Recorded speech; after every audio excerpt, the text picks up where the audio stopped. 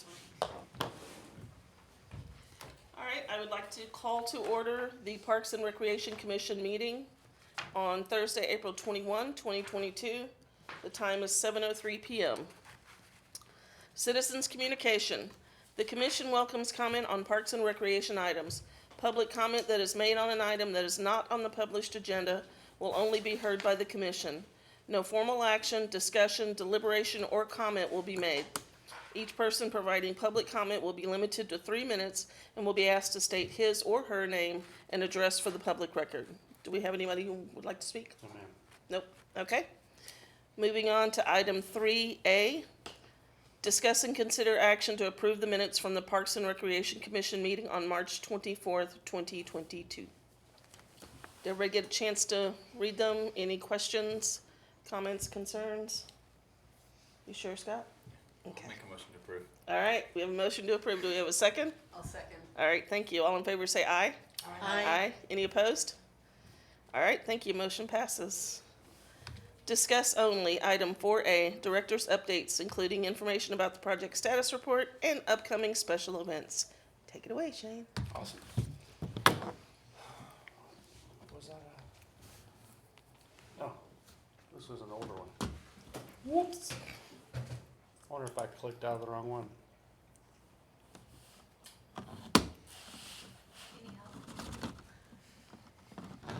Yeah.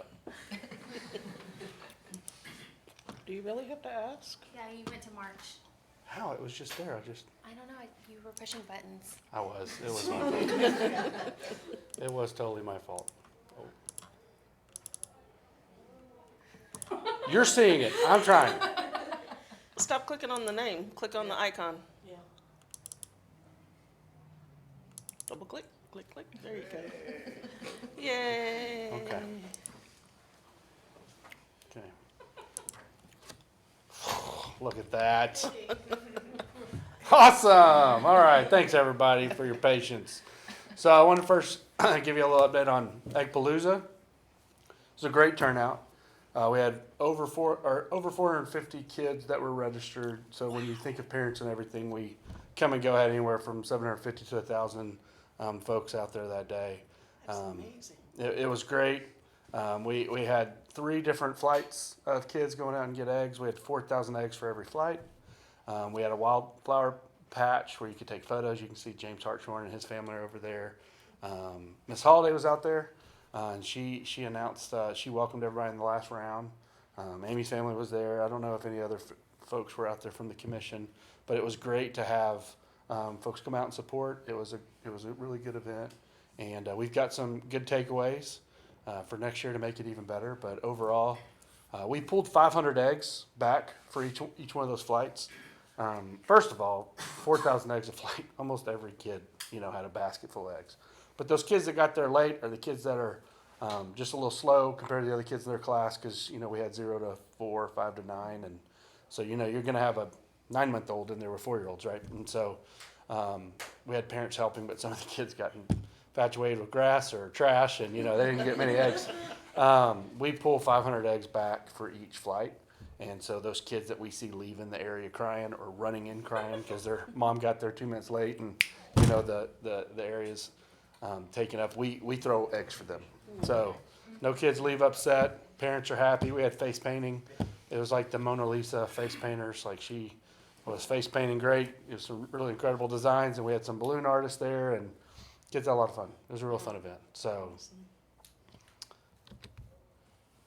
upcoming programs, we've got our Mother's Day craft event coming up at the end of this month. 3 to 5, $10. They can choose one craft or the other, and they'll have a little Mother's Day gift for their mom. We have the Unplug and Explore Cross Springs next month. We have multiple esports card and board games going on. That program's really taken off. You can see from the photo, Councilman Mateer came over. He apparently was a huge Mario Kart player in college, and so when we posted a Mario Kart, he came by and challenged some of these kids before a council meeting. So he's all dressed to the nines for his first council meeting. But he came by and played a couple rounds with some kids before he headed off to council, which was great.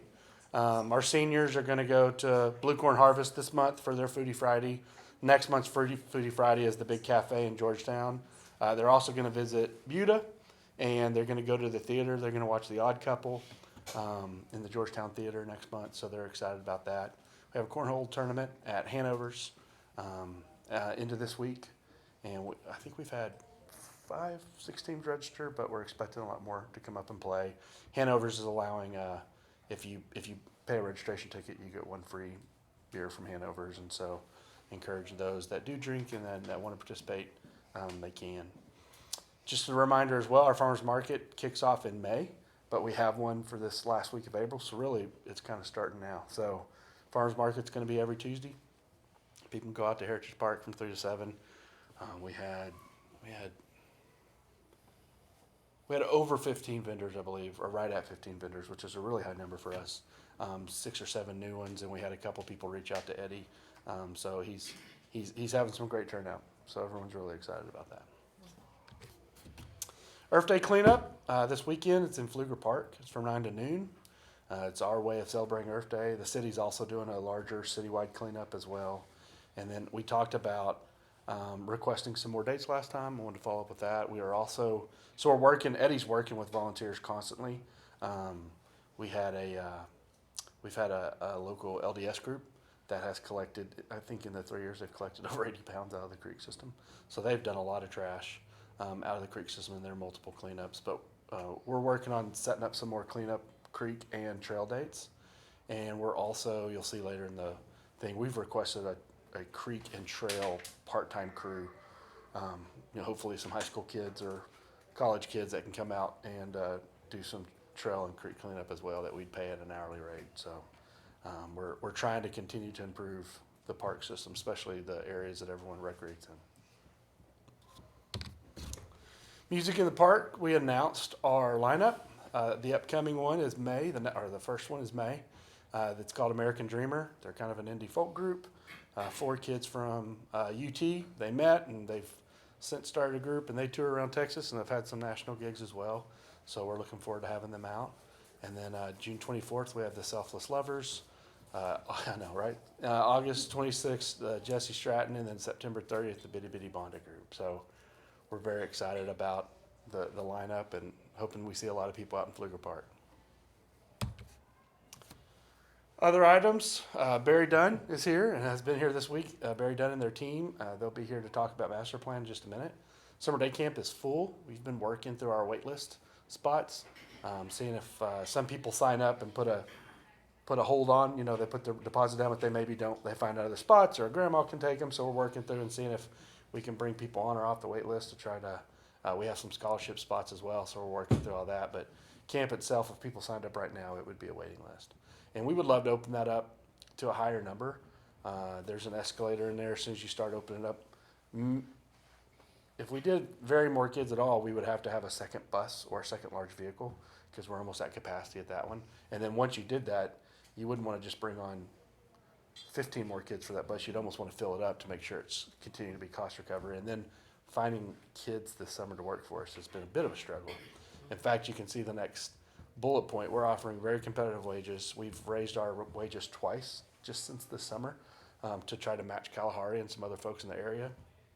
And we've even added an end of the year performance bonus. So if you stay through the year and you hit all your dates, we're working about it's $200 or $250 for staying on through the end of the year. So it's things we haven't done in the past to try to keep these programs going on. COVID and post-COVID, and honestly, industry-wide, you're seeing a lot of that. And it's not even, it was lifeguard and camp specific a couple summers ago. Now it just seems like it's happening at Whataburgers and everything else. Everyone's having trouble getting those types of staff in. So we're trying our best, raising our rates, trying to have some creative bonuses and see what we can do. Downtown East, which is the City Hall / Rec Center / public-private partnership opportunity that the city is pursuing downtown. They're having an open house next week, Wednesday, 6 to 8 p.m. at Suite 500. If you're interested, please put that on your calendar. Go out and see what they're talking about so far. To be honest, I don't even know a lot yet, so I'll be there seeing what the vendors and the consultants have been working on. They've been working really hard with city management staff, and I think they're wanting feedback from the public on this, so it's a great time. Do you want me to come up and talk about what's going to be discussed? Yes.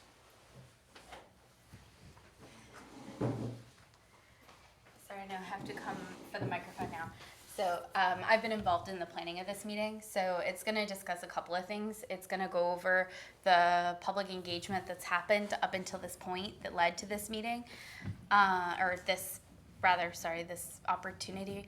And then it's going to talk a little bit about a preliminary conceptual plan. And the reason that I bring that up is because City Council passed some goals for Downtown East at their last meeting, and one of those included the inclusion of the rec center as per Prop C of the 2020 bond. So if you come, you could potentially see how recreation also fits into this overall vision.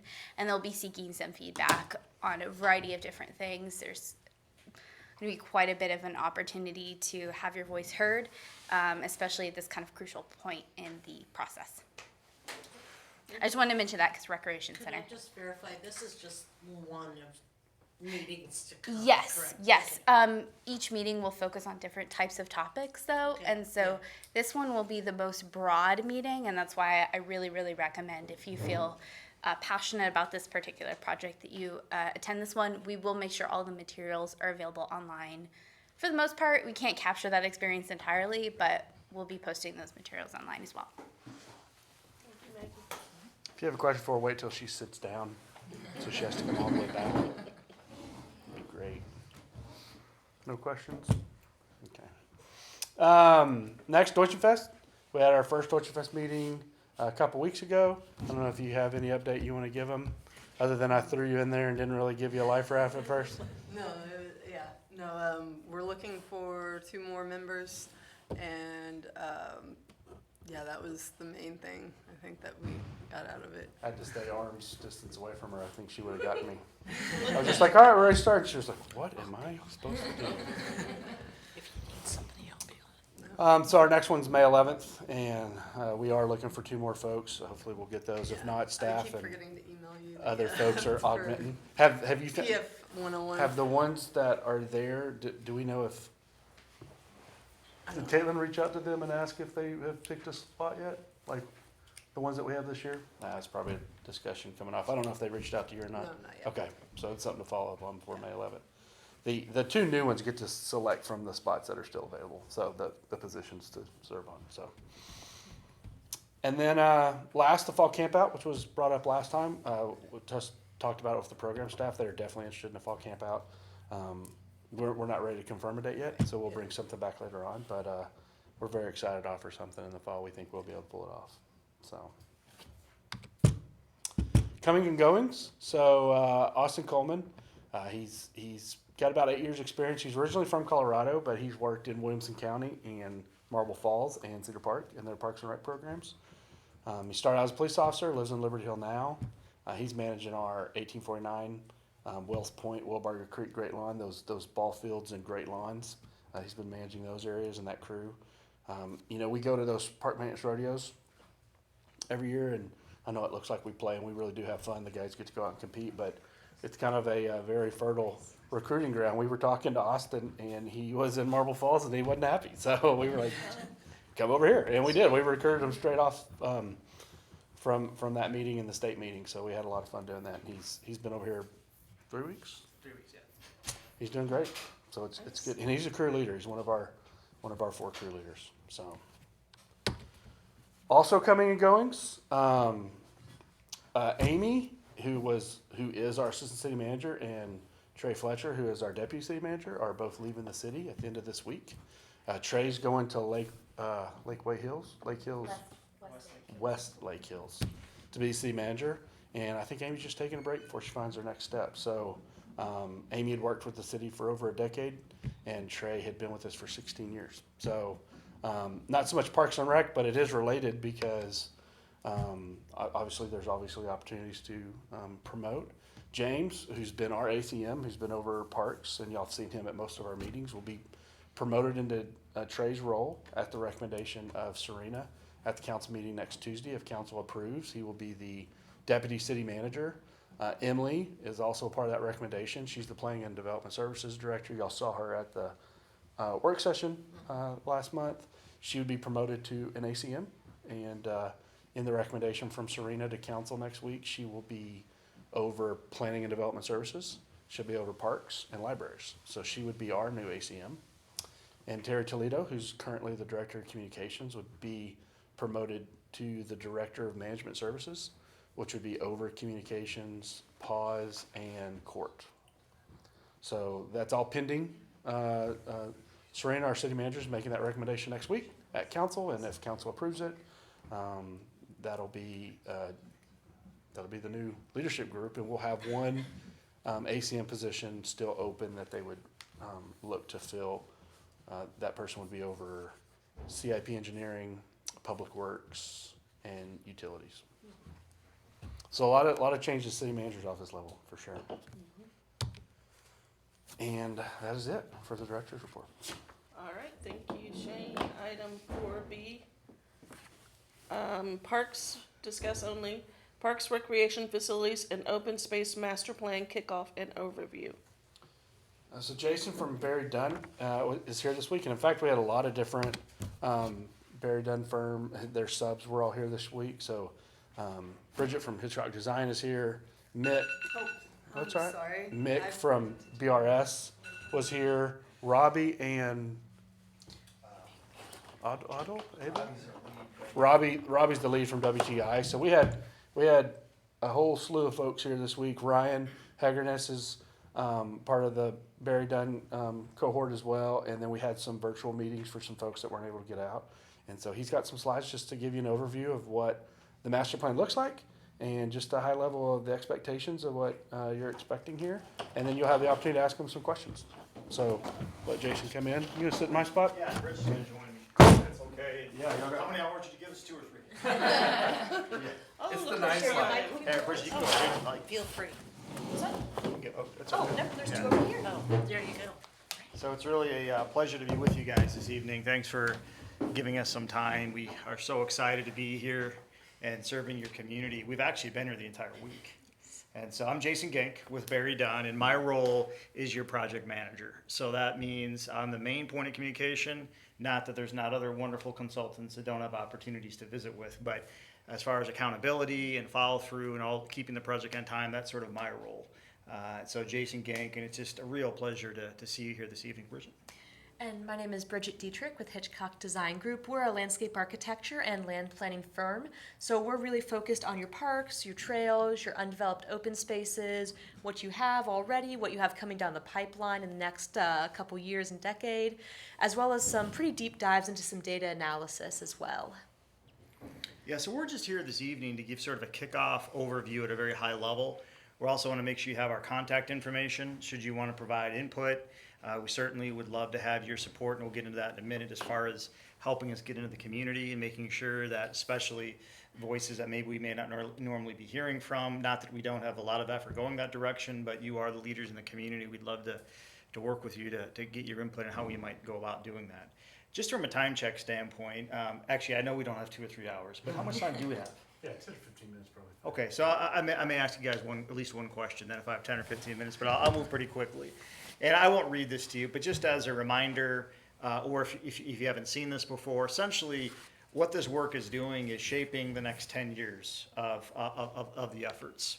And your team has done an incredible job with the last plan. I want to say that something like 23 or 22 of the 25 specific actions have already been completed, and your last plan is roughly 2 to 3 years out of date.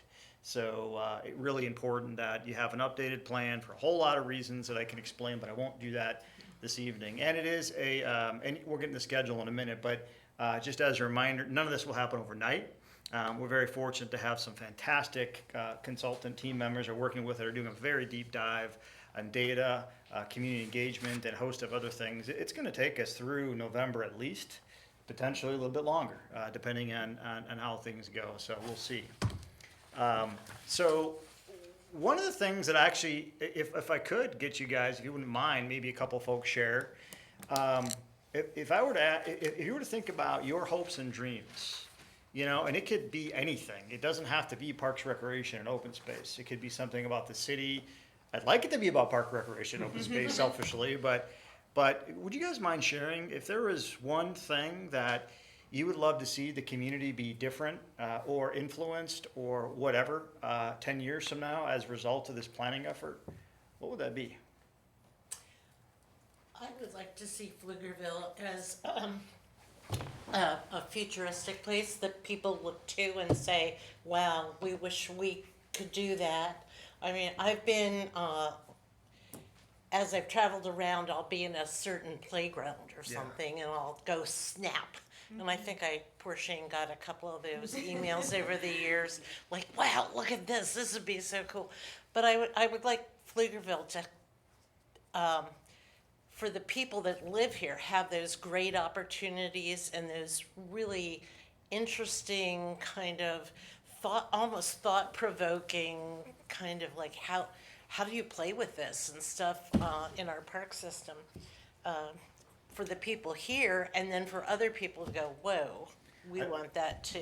I love that, and I got to tell you guys, that's consistent with the feedback I've received so far. Shane had said to me that one of the reasons why they selected the team, which I am very humbled by and appreciative, was because of the innovation.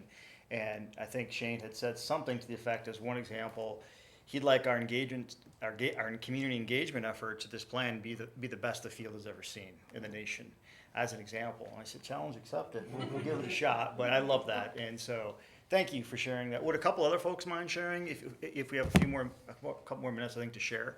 Anyone else that would like to share? Yeah, I would love to see more trees and more trails that are more like immersed into nature. So it's like you kind of feel like you're a little bit out of the city. You know what I mean? So I know exactly what you yeah, mean. So I would love to see that. my last 10 years was in Westminster, Colorado, and we had a ton of trails, City Forester, Tree City USA, all those things, and quite a bit of it extensive. We were the second city in Colorado that had open space tax, so we had a huge system. And and what I see here, it's very, the blending of the ag, but also the developed areas, and in the developed areas, the amount of canopy here. I was shocked when I heard from Shane, as far as the arborist or forestry, very limited in resources, considering how many trees you already have. But no, I love that idea, and we've also heard that from others too. So thanks for sharing that with me. How about maybe one or two other examples, if folks feel the time and opportunity to share? Because Shane's looking at me, he knows what I'm gonna say. Everybody knows what I'm gonna say. Well, I don't know what you're gonna say. I'd love to hear it. I'm excited to hear it. So for me, I've been harping for years to have a destination dog park.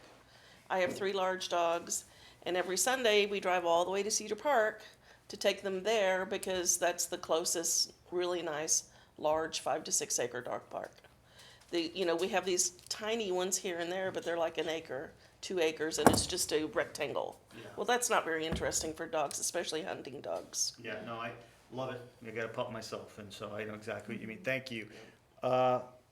Any other ideas? And you'll have plenty more opportunities to share with us, by the way, but any other things that just you want to mention tonight, or? No, mine's pretty similar. I guess, like, to make the trails and urban spaces, make it engaging to where, like, someone would actually want to be there.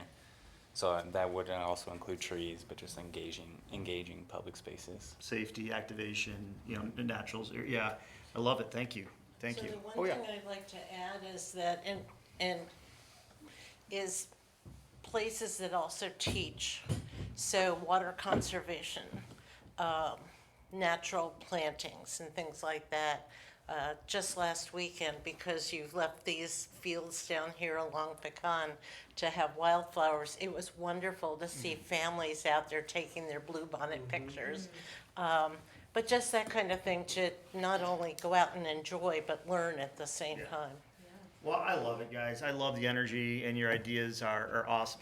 Are awesome. And like I said, this is only the beginning of having these conversations, and you're a very important, obviously, stakeholder in the process, and we want to make sure we engage at the highest level. So we're going to be doing a lot of this. So we want to hear it all, good and bad, frankly. So we'll keep moving along just for time constraints. A very high-level overview. I think you already have or will be getting a copy of the slide deck from Shane.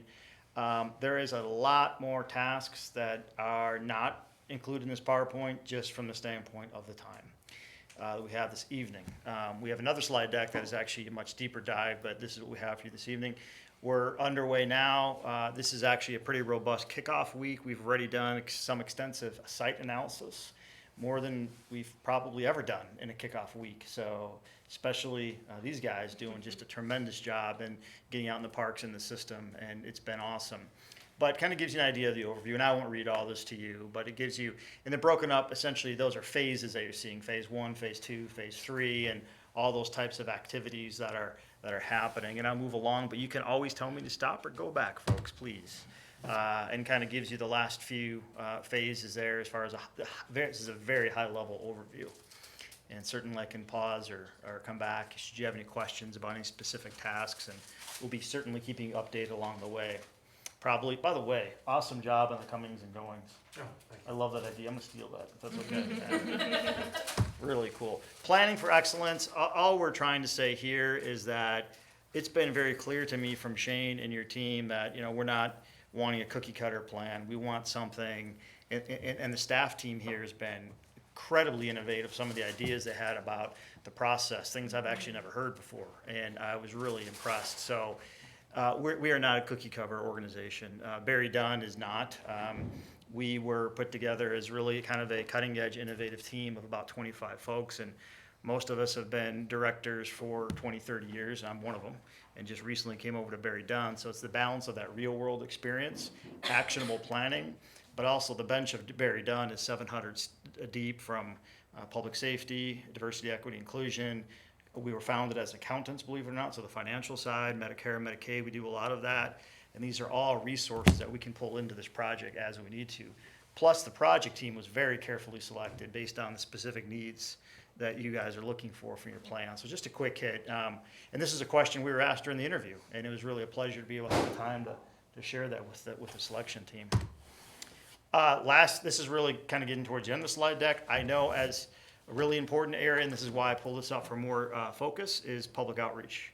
And what are we going to do about it? As Shane put it, we're going to be the most innovative and engaging public outreach process that the nation has ever seen. So we've really carefully selected some cutting edge team members. Ryan Hegerness is one that was mentioned. Folks probably don't know him, but he's done a lot of work in Texas and has done some really just outstanding stuff. Plus the communications team has been phenomenal. They have so many great ideas of partnering with this project that I promise you're going to see things hopefully you've never seen before. And we could also use your help on that because we will, first of all, the overall engagement plan needs to be approved by the organization before we launch.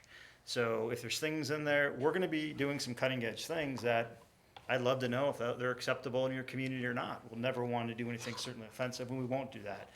But we do want to reach people that otherwise are not connected and have a voice. So you're going to be seeing some things, and just we'll be bringing them to you and getting input and hopefully getting some of your assistance as well as telling us, Jason, you're nuts. Don't do that. I'd want to hear that. So just a couple more hits, and again, I won't stay on this slide too long, but I just wanted to pull out the consistent and equitable participation. It is really a cornerstone to what we do as Barry Dunn and our consultant team. And finally, this is the last slide, and I did leave a few business cards there, and I'm sorry I ran out. I left the stack actually at the Eco Diva last night. So, but there's some there, but that is my email, plus you'll have the slide deck. Guys, anything. I'm not kidding. You walk out here tonight, you're like, oh, geez, I really wish I told them about a miniature dog park or cat park, okay, cat park. I want to hear it. Give my dog something to chase. Yeah. Yeah. Put the cats in a tunnel that runs around. It's a great idea. My wild dog, and she's wild. She's from the island. She's terrified of our two cats. It's pretty funny. Anyway, no, but your help, we do a really good job at engagement, but the fact is, your community much better than we do. So ways that, again, techniques that we're using that may not be effective or may be effective, or ideas you have, we want to hear it all. There will be a centralized portal that'll be housed, directed from the city's website, but it'll be a portal into the overall plan so people can have an easy, which by the way, that's not the only thing we're doing, that's a digital way, centralized location for all the project process, focus groups, outreach opportunities, all that, survey all that, you'll be hearing a lot more, but not enough time tonight, so we can't. But the point is, to the extent you can, also getting connected to your service clubs, your churches, your friends.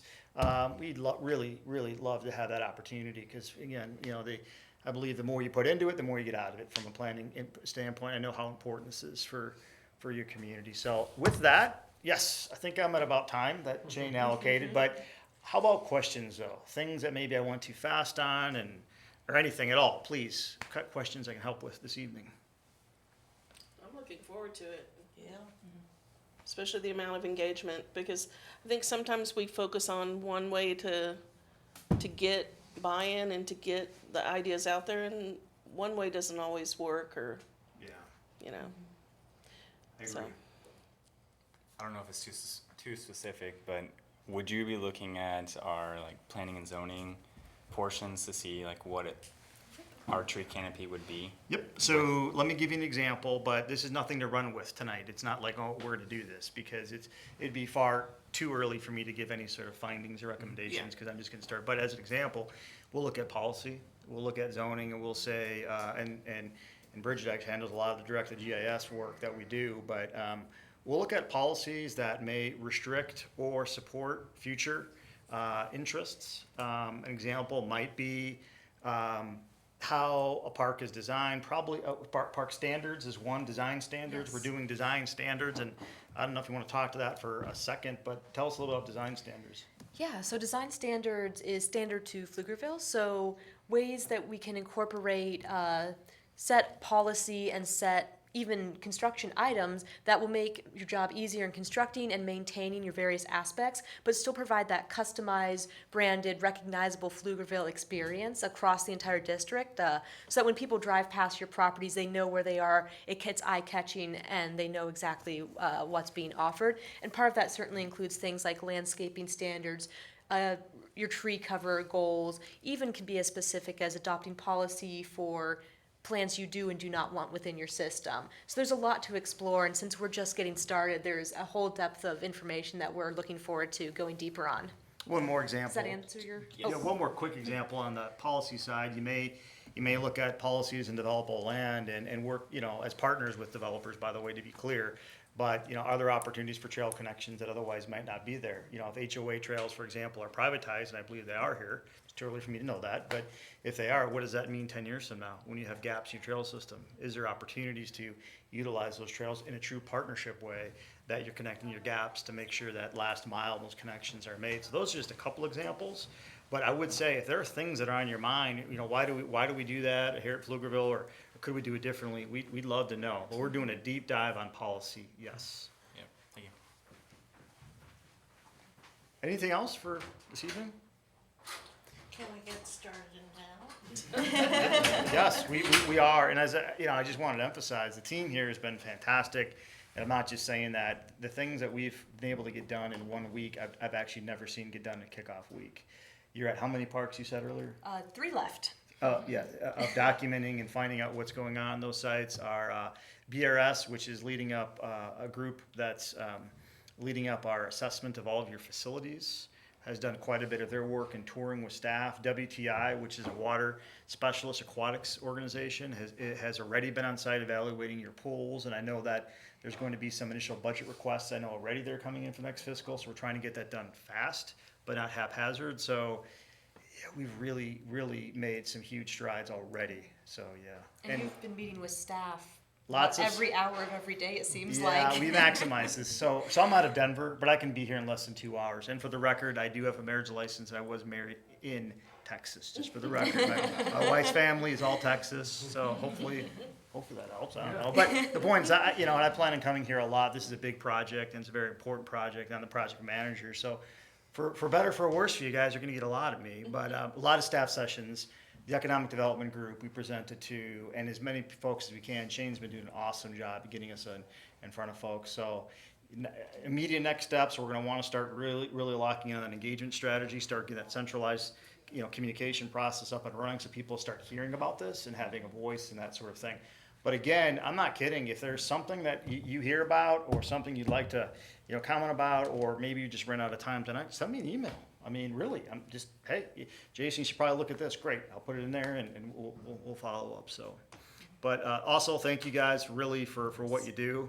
I've been in Shane's position for a long time, and the value in what you do as volunteers and your dedicated efforts to the community are just fantastic. So thank you for everything you do, and you'll be hearing a lot from us. So, thanks, Shane. Awesome, thank you.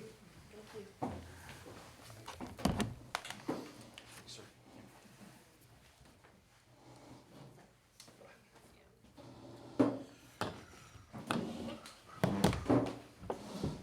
So goes without saying, we'll probably have monthly updates for sure, but if there's something time sensitive, we may even, call a mid-month meeting and get Jason or his team on a Zoom call and answer some questions. So we're looking forward to this process for sure. Sounds good. Any questions for me on this? My only question, and part of it is just being new to the board, is how do we support all of you the best way?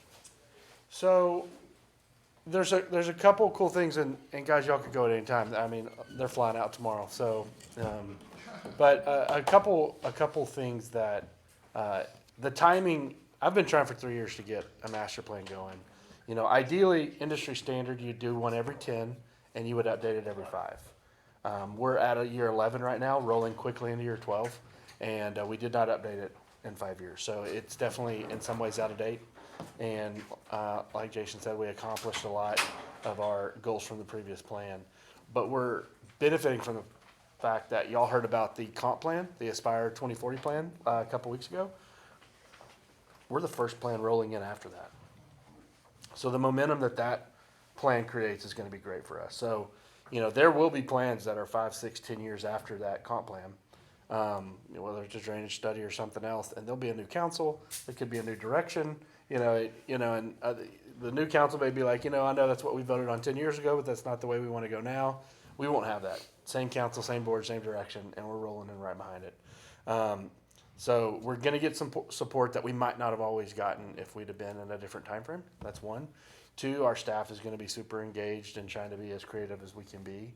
But from this board and reaching out to your community, we're going to throw a lot of spaghetti up against the wall, right? We really are. We are going to try a lot of different ways to engage the public. It will not be just one way. It will not be just 2 ways.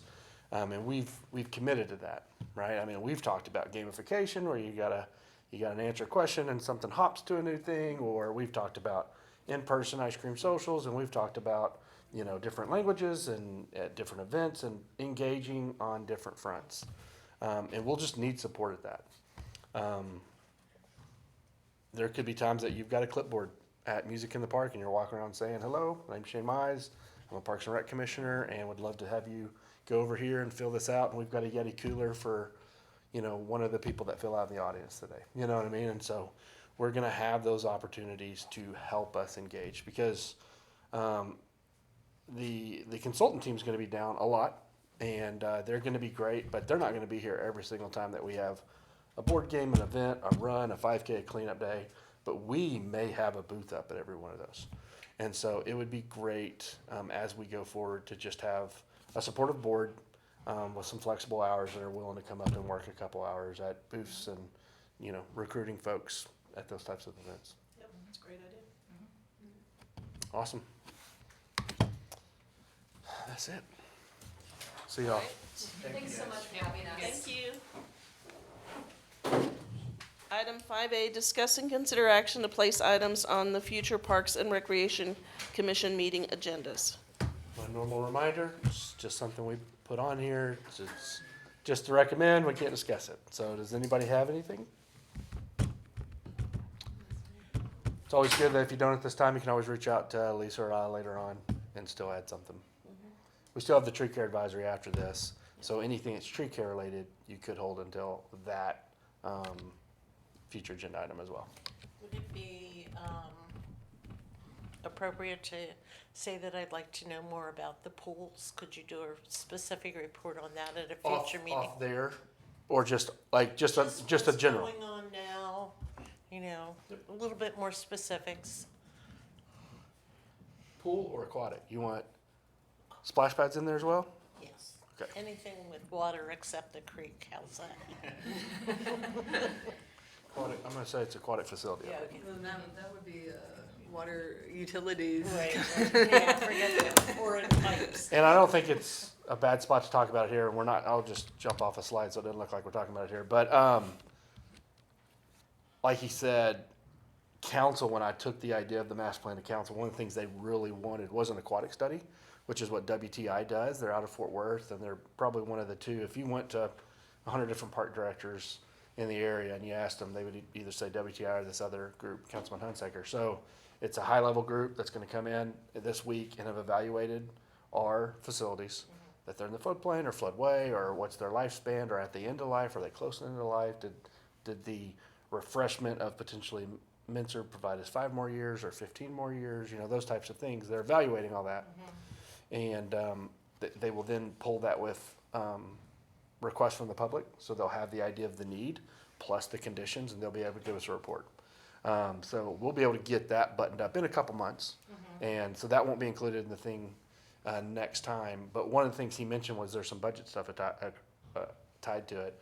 I did put $100,000 for Windermere and $80,000 for Mincer improvements in this budget that I had to submit a couple weeks ago. Obviously didn't have the study yet. And the study may say, Mincer's at end of life, I would not recommend any investment. Well, then we pull that off, right? Or they could say it's got 15 years left, well, then we'll go forward. So some of our budget items are pending some quick information from them, which is why we kicked this thing off. Usually 1 or 2 folks would come down, they kind of engage the staff, give you an idea. I had them all down week 1. They've met with staff, and he's right. Most of the emails I've sent people have been after 5 o'clock because we have been in meetings every hour of every day this week. So we had a full week. We had every single one of these vendors down. The ones that couldn't be down, we made them engage virtually. And so we've had a robust week 1. And part of it is just because it's a short timeline. I'd like to finish it out into this year, get it to y'all's eyes by the end of November, maybe 1st of December, and get it ratified going into 2013. But more so, I've got some budgetary items on some aquatic things that we could, we could use pretty quick. So, Thank you. I got it too. You heard it too? Yeah. Okay. what'd I say? 2013. Oh. I heard You're a it. little late. 10 years behind, so we do. I'm tired. Yeah. So, Are there any other items people would like to put on the agenda? All right, so would you like to make a motion that we put on the aquatics, discuss the current aquatics facilities? So moved. Okay, second? Second. Okay, thank you. All in favor say aye. Aye. Aye. Any opposed? All right, thank you. y'all want a break or just roll straight into the tree care? Roll, baby, roll. All right. All right, item, 6, what does it say, 6? Tree care So advisory. we off? Oh, okay, 6, tree care advisory. Discuss only, this is 7A. Oh, okay, go ahead. No, you're fine. Yep. I was just reminding y'all that, and I do this every time just so y'all know, the duties expected by council through the ordinance, right? So we talked about Arbor Day, our 5-year planting, any type of concerns in the system in our Trail City USA. Okay, thank you. Item 7A, discussion of the tree care advisory board initiatives. Okay, so we have to discuss and consider on a lot of items you'll see coming up pretty soon. This is just an update, and we can talk here as well if needed. Online Memorial Tree Program is ready to go. We're finalizing some policy.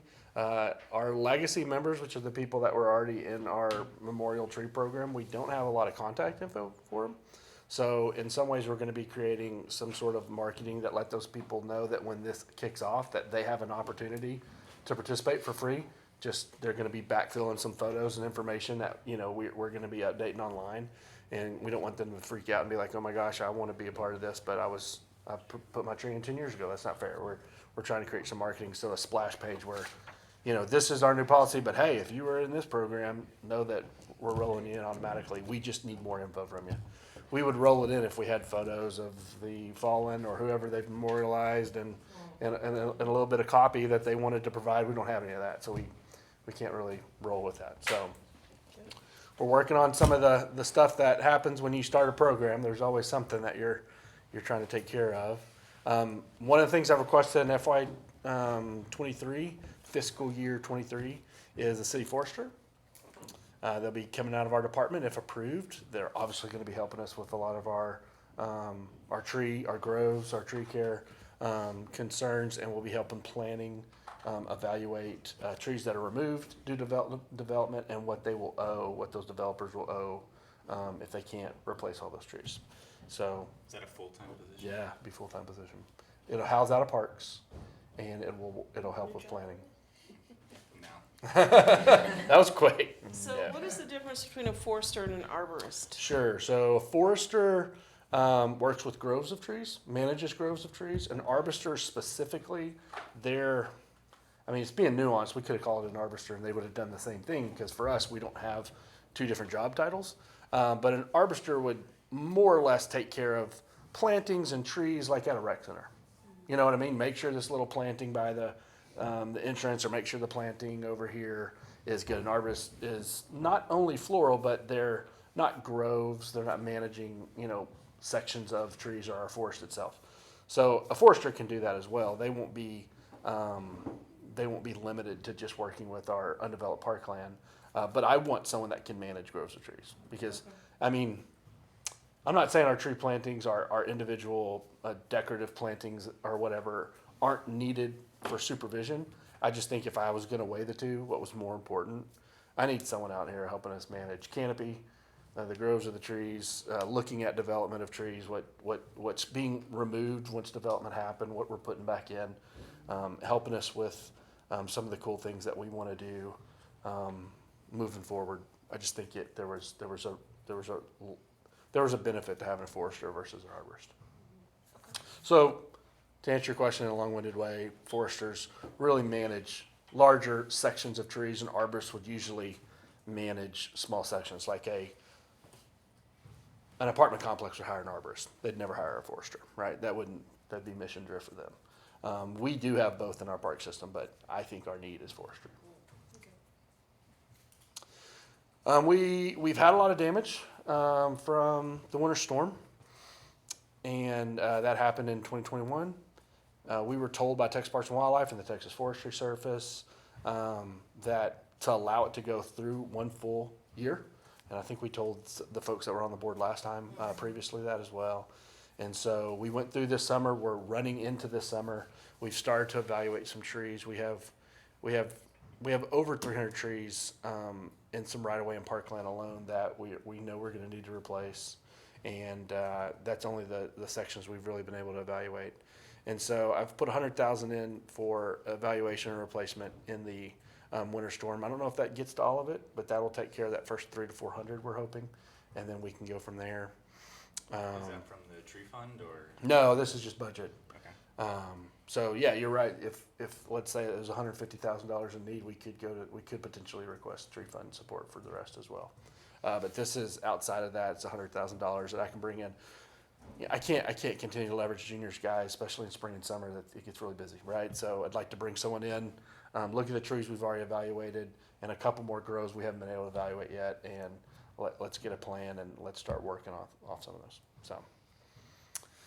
Trail and creek cleanup, as I mentioned earlier, we're putting in 4 part-time staff at 20 hours a week to help us with creek and trail cleanup. Hoping that gets approved in the budget as well. The large pecan tree at Gillen Creek, that got approved. We got the PO 2 days ago? Yep, yesterday. So I imagine that pruning will happen before summer starts.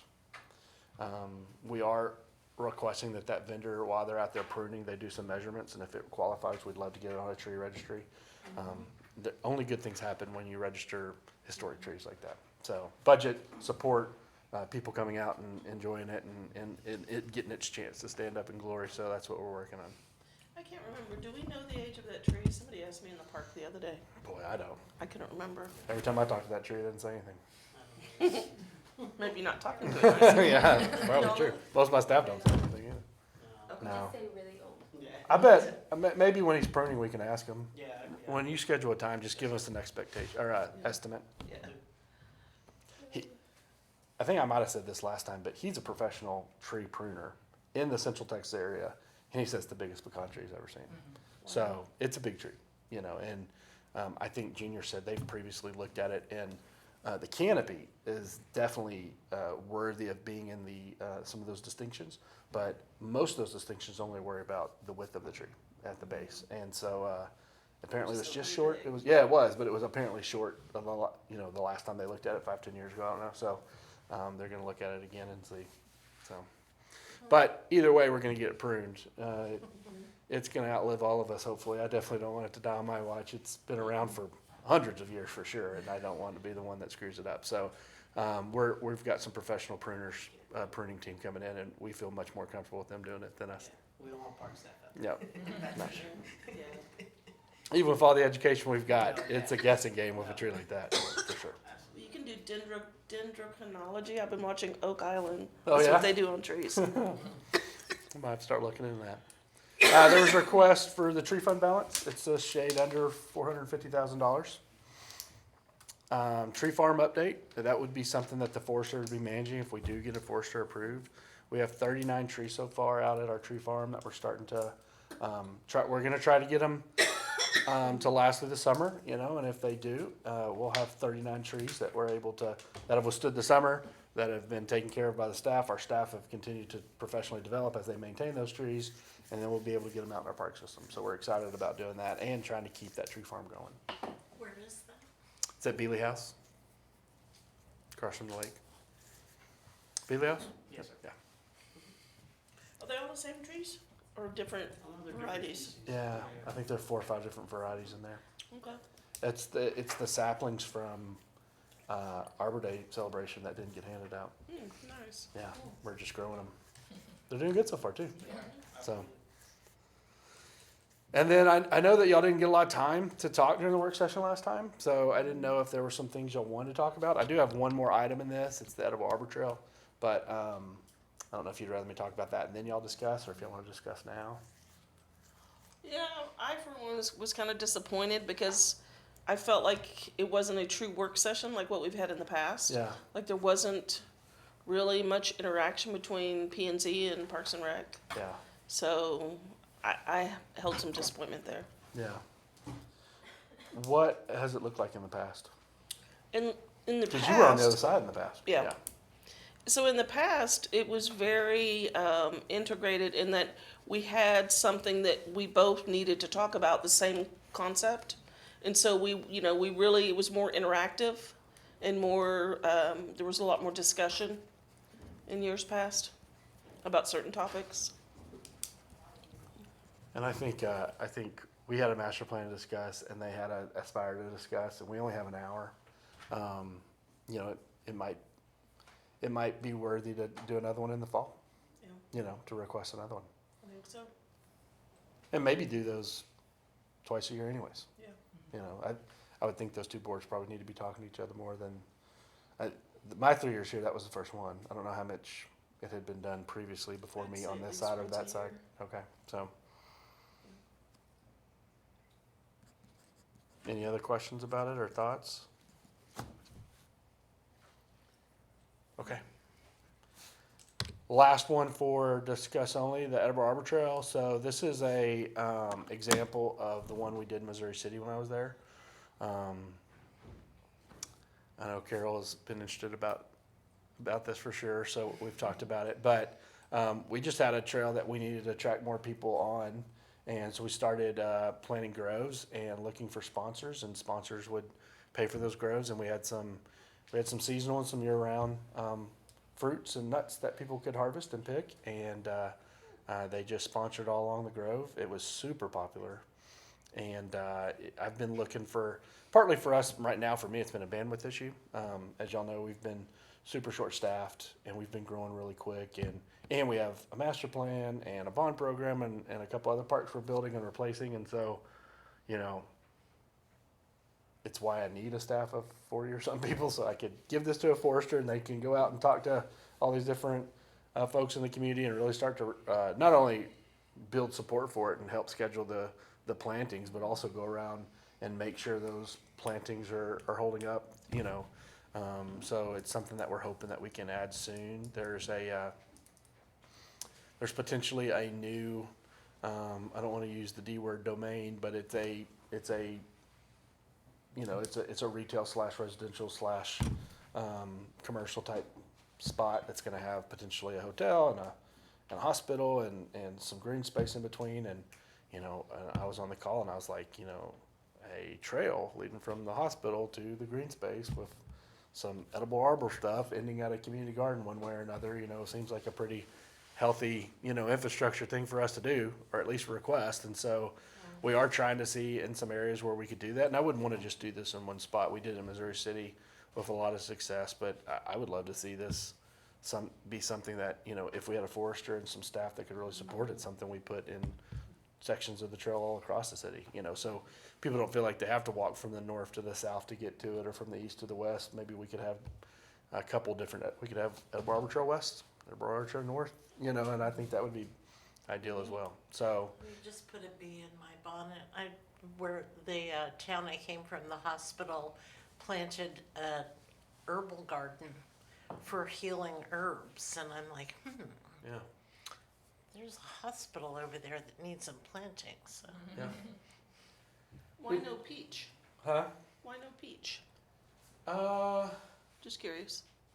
I worked with the forester as the concept that we created, but I let him pick the groves. Oh, And this is a sustainability thing he did. I don't know if peach didn't grow as well in Missouri City. Maybe it grows better up here, obviously. I know they grow a lot north of Houston, but not in Houston. I usually have to go I think it's to the Montgomery County or something or whatever, so maybe it's just a we just county tend to thing. grow more heat than How long does it take between planting something like this and it producing edible fruit?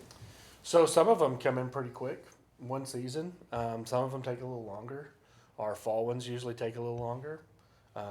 But this edible arbor trail, and it has grown even after I left. We didn't have, we probably had half the fall grove when I was there, a couple of the summer and a couple of the winter. They've continued to add, and have done a great job with it.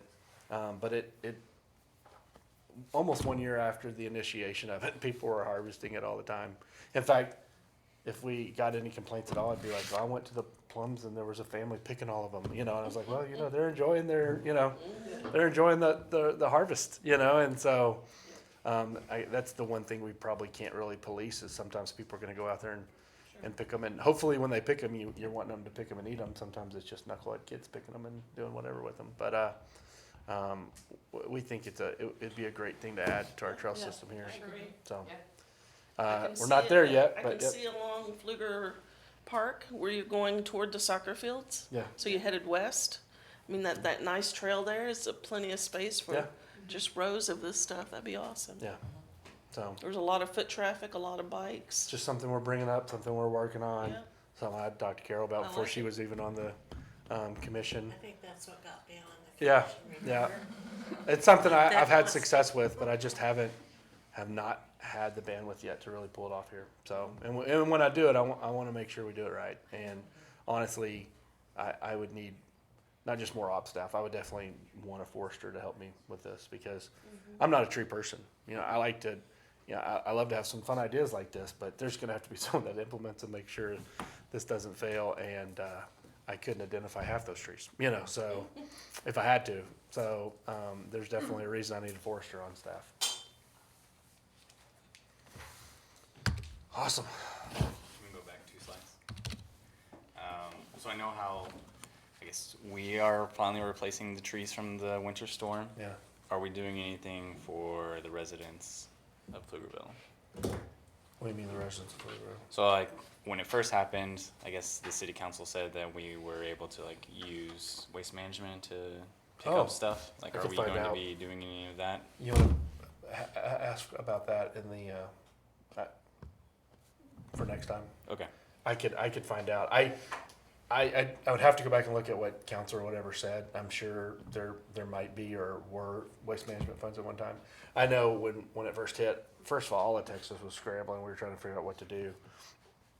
And Texas Forest Service was pretty good about saying, at this point, you got to give them almost a year to get through the shock and see. And they basically said, some of these trees are going to survive, some of them aren't, and some are going to survive, and you have to evaluate if that canopy's worth it. And that's the tough part, right? So a tree that had this lush 100% canopy, if it still has 70% canopy, they've told us that'll be it. That'll be the max. It'll never grow that other 30%.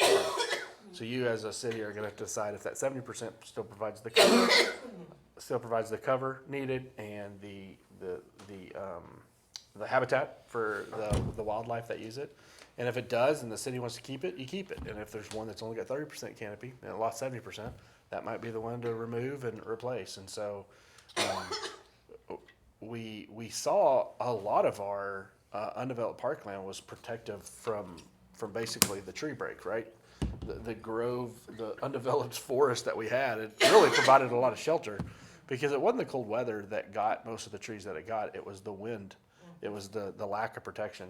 We saw at Stonehill, all those trees got wiped out, you know, and just because it was this alley away from the Stonehill apartment complex and the development of Highland Park. You just have this from all the way from Wilkie Lane, you have like one farmhouse and you have all that land, and we lost a lot of that. So areas where that wind rushed through and it was cold, we lost a lot of trees. If it was cold, but they were around other trees, we've seen canopy stay strong. It's not 100%, but a lot of those trees are 75, 80%. But if you can bring that up at that, then I can research that and have you a report for next time. I don't know if those funds are still available, so that'd be interesting to see. Or what funds it was, to be honest, but that's a great question. There could be some other people asking the same thing. Anything else on this slide? No. Okay. All right, item 8, discuss and consider. So 8A, discuss and consider Arbor Day programming. Okay, so last year's program was at Stonehill to replace all those trees we lost. We pulled those out pretty quick. We did not wait till the summer. We knew we had trees to replace it, and it tore those trees up. There was not going to be a lot of canopy left. It was a Saturday morning. Most Arbor Days are a Friday. First of all, most Arbor Days, the actual National Arbor Day is different than the Texas Arbor Day due to how hot it gets for us in the summer. And so we have a different Arbor Day, first of all. It's in the fall. It's the first Friday in November. And then we did it on Saturday for two reasons. One, we like to see a lot of people participate. And two, I think we had maintenance rodeo. Yeah, so our guys were going to be out.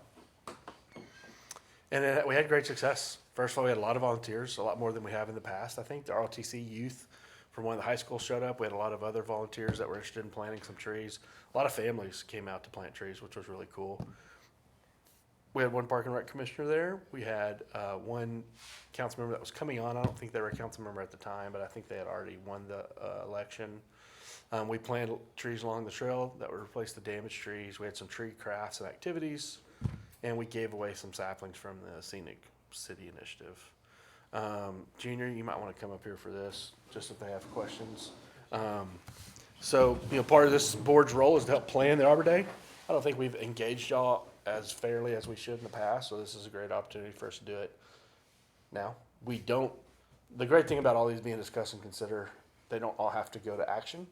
So this is one that we could discuss. If y'all don't have a full plan ready, we're 6 months away from the event actually being, so we can kick this to another time, but it's a great opportunity to discuss anything that y'all want to about last time or suggestions about this time. I think we can plant more trees. Yeah. I feel like it went pretty quick. I know you guys had to dig the holes, which I'm Yeah. sure was a bit of work. I will Yeah, help if with we that. didn't dig the holes, he would have been there Yeah. for a little bit longer. I thought it would be cool if we do end up doing a tree challenge, if we decide on something like, let's say we do it in like 4 different days or something, to have the last one be on this day. So then we could be like, hey, we reached our goal. This is awesome. You Okay. know? Like, It would be nice to have more than one day as a tree planting because I couldn't come that one day because fall's football. So Yeah. I'm sitting there looking at the football schedule. Yeah. I did like having it on Saturday too. Yeah, we could have done it on a Friday. That year it didn't work for us, but we've done them on the Friday in the past. The problem is, Everybody works. Yeah. or they're in school, Yeah. So you really rob a lot of people of the opportunity of just being out there. Yeah. We had those tree activities. The kids really seemed to love those, and the ROTC was great at it. And the saplings went pretty well as well. The ones that wanted to had an opportunity to plant them at their house or whatever. So, So what about an Arbor Day weekend? like a Saturday, Sunday. Like Saturday morning and Sunday afternoon. That's this board. I want to engage y'all better on this. I mean, we're programmers by trade, and we'll program it if that's what y'all want us to do. But when you go back and you look, this is one of the things that council expected y'all to help with when we formed this board, and I think y'all totally can help us plan it. And I don't think I or previous directors have done a great job of engaging y'all on it. I think they've just been like, oh, we'll plan it and tell them to show up that day. So Are there parks in particular that could use additional help? for sure. Could you do Stonehill another year or no? Probably, yeah. Or do you have another park you're interested in? Thinking. I like to plant trees that have irrigation. Absolutely. Is Heather Wild, the median, does that have irrigation? Weiss has irrigation, that median does. I don't know about Heatherwild. We'd have to go back and look. I don't know about how well, yeah. Because I know some of those are dead as well. Yeah, there's actually a lot of dead trees around. I mean, that's one of those things that, if I need 100,000, I probably could have put 500,000 under, to be honest, because it's going to be a big job once we're finally starting to pull everything out. I don't think we'll be able to get it on that one shot. I was trying to get enough that could get approved, you know. I did a tree planting with tree folks, and we planted kind of near like a creek, and I don't think they needed irrigation. Like that wasn't as important. Yeah. So are there places along the creek that we could plant where we don't need to worry so much about irrigation? If you're worried about hitting like the 500 a year, the creek's great, right? Because you're not going to need irrigation for it. I guess my only thing with a creek is that I don't want the only trees a kid grows up with being the ones that are near a waterway, right? Yeah. Like, unlike a kid that grows up, the same kid in the Austin area, but they happen to grow up in Lakeway, you know, due to it being hilly and it being a different part of Central Texas and it not being a farming community at any one real time, there's a lot more trees there, right? And so our kids, same 8-year-old kid that grows up here, I mean, it's not even like an 8-year-old kid that grows up in New England, right? It's 2 kids in the Austin area, one on the east side, one on the west side. Because we're in a farming community, their development's gonna have less trees. They're gonna have a couple trees planted for every development, and they're gonna look out and see trees that are along an undeveloped parkland or a creek somewhere, or floodplain or floodway land. And so I think we can, and that's a great way to get to that number. If we want to hit 500 every year, we can plant them along the creek. You know, that does help with the water source thing, and it does even help a little bit with erosion. You know, and some of those. So there's a benefit to it for sure. What about flooding? Do we have to be worried about that? Well, I think in creeks you tend to do smaller, like sapling type things. You don't want to go too big for that reason.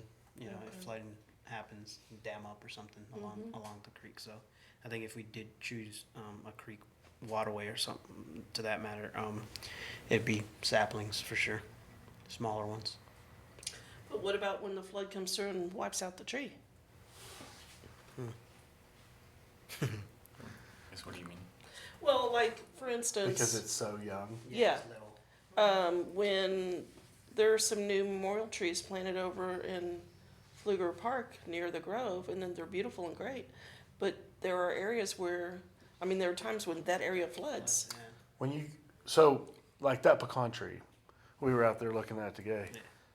Yeah. It's the 300 or whatever years old it is, and it's the huge circumference that it is with the huge canopy, partly because it's in a floodplain.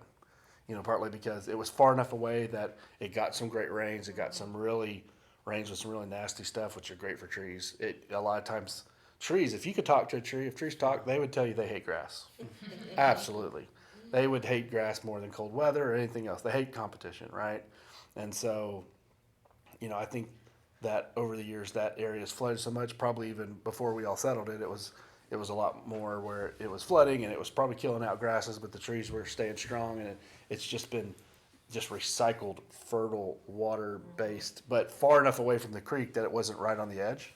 It was just almost in this sweet spot where we left it alone and everything else provided the nourishment it needed, the sun it needed, the undevelopment that it needed. It hadn't had to fight a lot of other stuff.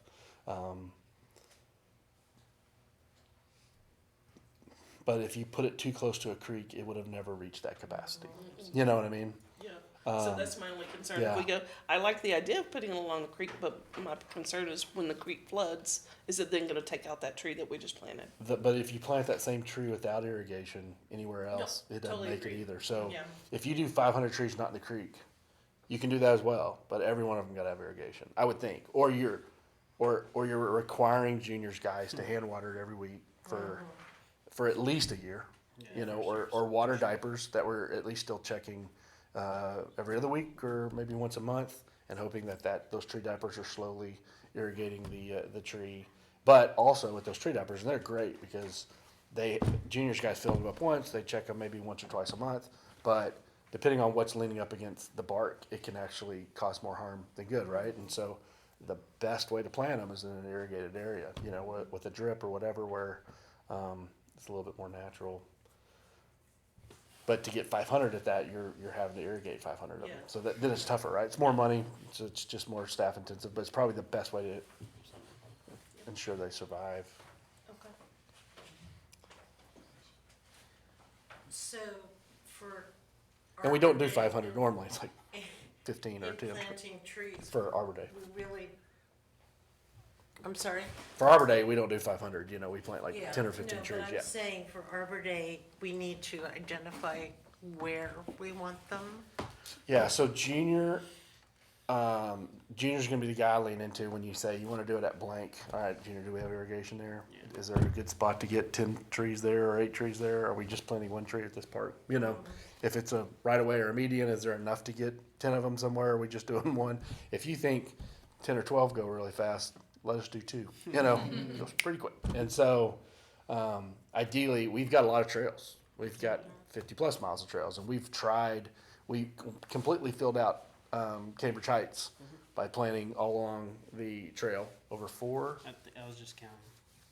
5, 5 years worth, yeah.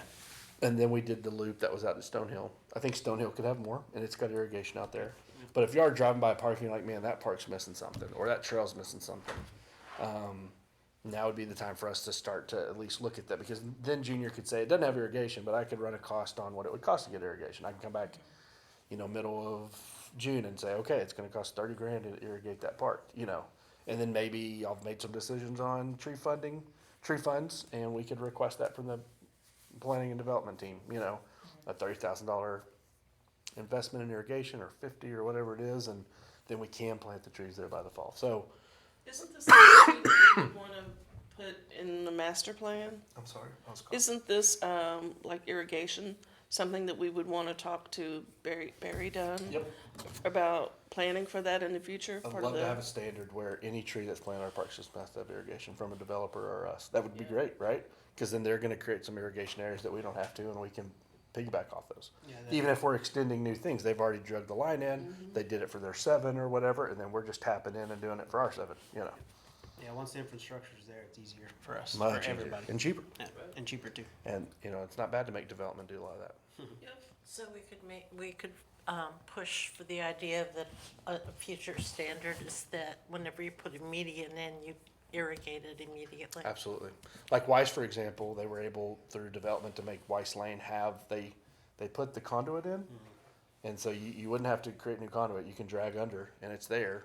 Now we just got to plant the trees there, you know, and get the irrigation set up. But if there wasn't any conduit, then we'd have to trench under the road and figure that out. And so, you know, having some of that in our master plan. This master plan not only impacts what we do with facilities, but, you know, as Scott and others would like to see some actual escalators or other things on fee and lieu, this is the plan to do that, right? So this is the plan where we say, you know what, every sidewalk's 10 feet.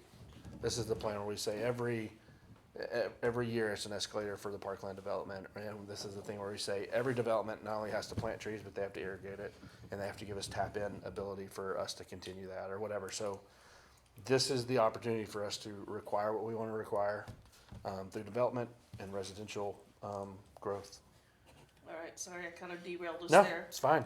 And once again, this is one that I don't think y'all were going to solve together anyways, if Yeah. you want to discuss and table.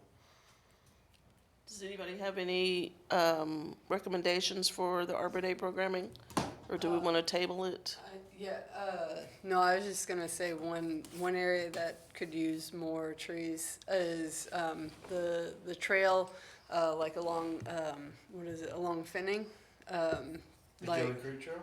I guess it's Gillian Creek, and then it goes under Swenson Farms, and then it's the creek on one side and an open space. And when you're going, even by the soccer fields, like during a lot of the day, like it's the sun's on you. I was actually gonna bring up that exact same area, Yeah. and I know that that's the floodplain, right? Yeah. So, Yeah, where we're always wanting. Yeah. Big and I tables. think but trees can like help with flood mitigation, right? And weren't you discussing how that area you guys were gonna spend money on that, right? Wasn't that the area that it's going into that neighborhood? Yeah, so the drainage study is going Yeah. to do some improvements to that area to offload. I think there were 3 or 4 homes that the new Atlas flood floodplain grew into those homes, and so we needed to offload, I think, 3 or 4 homes from the floodplain, and they were going to do some stuff to that park. But trees are obviously great for a couple different capacities, but they're great helping prevent erosion. And they're if planted in the right spot, they can help with flood mitigation as well, depending on where they're planted. Yeah, I really like the idea of looking at that area. I think that would be awesome. So I guess from conversation, Weiss Lane, Stonehill, and then Raoul's area. The Raoul Grove. Yeah. He'd love that. And if y'all are wanting to do 3 different spots. Or 3 different days. Yeah, 3 different dates. Yeah. Now, when you're talking dates, are you still wanting to hit that same weekend, or are y'all wanting to lead up to it? It depends how many trees we end up wanting to Yeah. plant, because I don't want to overwhelm Nah, Junior's team. We love trees. I love trees, so Yeah. whatever we gotta do. Our guys will do it. Yeah, Yeah. Give them enough time. yeah, absolutely. They'll want I it. mean, I they'll want definitely some like time. the idea of doing it more than one day, because a lot of times, like me, myself, and other people, they can't do it on that one day, and I want to be out there and support it, but I just can't. So I like the idea of doing like a kind of a ramp up on 2 or 3 if it's sustainable for you guys. I also like the fact that the areas that have been discussed are spread out, so that you're not gonna have people say, oh, it's all on this side or that side. Yeah. The upside, the downside, so, but the only place I would add, and I don't think it has irrigation, is down here on Wells Branch, so. Well, that's a section that it might be worth a look into as well. Then we could have 4 spots, and it almost hits every part of the town, city. Though at one point, we had a discussion one time before I was even interested in the board, but it was, maybe not even trees, but just doing some native grasses and things like that, so that it doesn't have to be mowed all the time. Yeah, and we're not opposed to that. I've been the director that's been strung on the wildflower stuff, and Do buffalo grass or But is something that like that? actually the purview of this board, or is that? y'all could definitely make a recommendation to us. But anything where you're not mowing, education's key, Absolutely. right? Yeah. Because you pretty quickly be like, well, I pay my taxes, why aren't you mowing? You know what I mean? So it's one of those where, well, this is that area that we're leaving blank for this reason, so you'd want to do some education for sure. I mean, we've added wildflowers sections every year I've been here, and we had a resident reach out and we evaluated it, and we think we'll add those next year, and we're gonna beef up some of the sections we have now even, so. Wells Branch to the east of Emmanuel right now is just glorious. If you haven't driven through there, there's one section where they really got a lot of bluebonnets in, and then the next section doesn't have so many. But it's You don't know pretty what the darn. blue are, you reach out to a local photographer, boy, they'll tell you exactly where they're at. Is that place on Fennig across from the police station? Holy crap, that place is, Heritage has got a great spot, cause it's got a couple old homes, and it's got the picket fence, so you can really frame that in real well. All right, I'm gonna rein us back in, because we have several more things. So we can bring this one back, you wanna Yeah. table it, vote to table or something? Are y'all okay with that, or? Yep. you see me- Okay. All So, right, let's just so table I this one. know, I'm gonna be looking into planning options for Weiss, Phoenix, Stonehill, and potentially Wells Branch. Yep. Some head nods, yep, okay. Okay, 8B, so we're gonna table 8A. 8B, discuss and consider a tree planting challenge. So a previous discussion around this has been creating a challenge, right? Simply, is it a 1 year, 3 year, 5 year with a challenge number? Is it 500 a year? Is it 500 over 5 years? We've talked about it. We used the Vancouver model to kind of chum that conversation a little bit, get us going. And then there was a discussion that y'all as a board would challenge council and other boards and commissions, like, hey, we're gonna plant 30 trees this year. We're challenging y'all to do that as well. And, if the Equity Commission and Planning and Zoning and City Council, if all them planted 30 trees, all of a sudden we got 120 trees, So, that was the thought behind it. We never got around to saying what number we felt comfortable with for a year. First of all, we never decided if we were 1 year or 5, 1, 3 or 5 or 10 or whatever we wanted to call it, and what we would challenge per year. So that's kind of, once again, where we're at. Now, it's important to note, our tree planting season is gonna end soon. So we're strictly in October to May. I don't let these guys plant trees because I don't want to see trees die. And it's even with irrigation, it's really tough to get them and keep them going almost much after right now. So anything we're doing right now, even anything that y'all discuss and take an action on tonight, we probably won't start until the fall. We with our new memorial program, we've already got some folks that have some opportunities to plant trees, and we've already encouraged them that it's better to talk about it, think about it. Let's start at October 1. So that's the best success for your memorialized tree. So just keep that in mind, and if you want to have the discussion tonight, some of these are more discussion specific and some can be kicked like you just did recently. But back to the actual topic of this, we're looking for a 1 year, 3 year, 5 year, whatever y'all want to do. And if y'all want to challenge a board or whatever, maybe we can work with Maggie to get some of y'all on TV and on video, and you're challenging, and we're posting it to Facebook or whatever, and we get the challenge going. So Well, I think 3 years is probably a good number. 5 is a couple council changes and board people changing and stuff. 3 kind of keeps the people who are around now in the loop, and that's just my 3 cents on that. I like the idea of challenging other boards and other councils, but we absolutely would have to win, otherwise we would never hear the end of it. Yep. Y'all want to discuss 1, 3, or 5 first, and then how many a year, and then Yeah, any other discussion about 1, 3, or 5?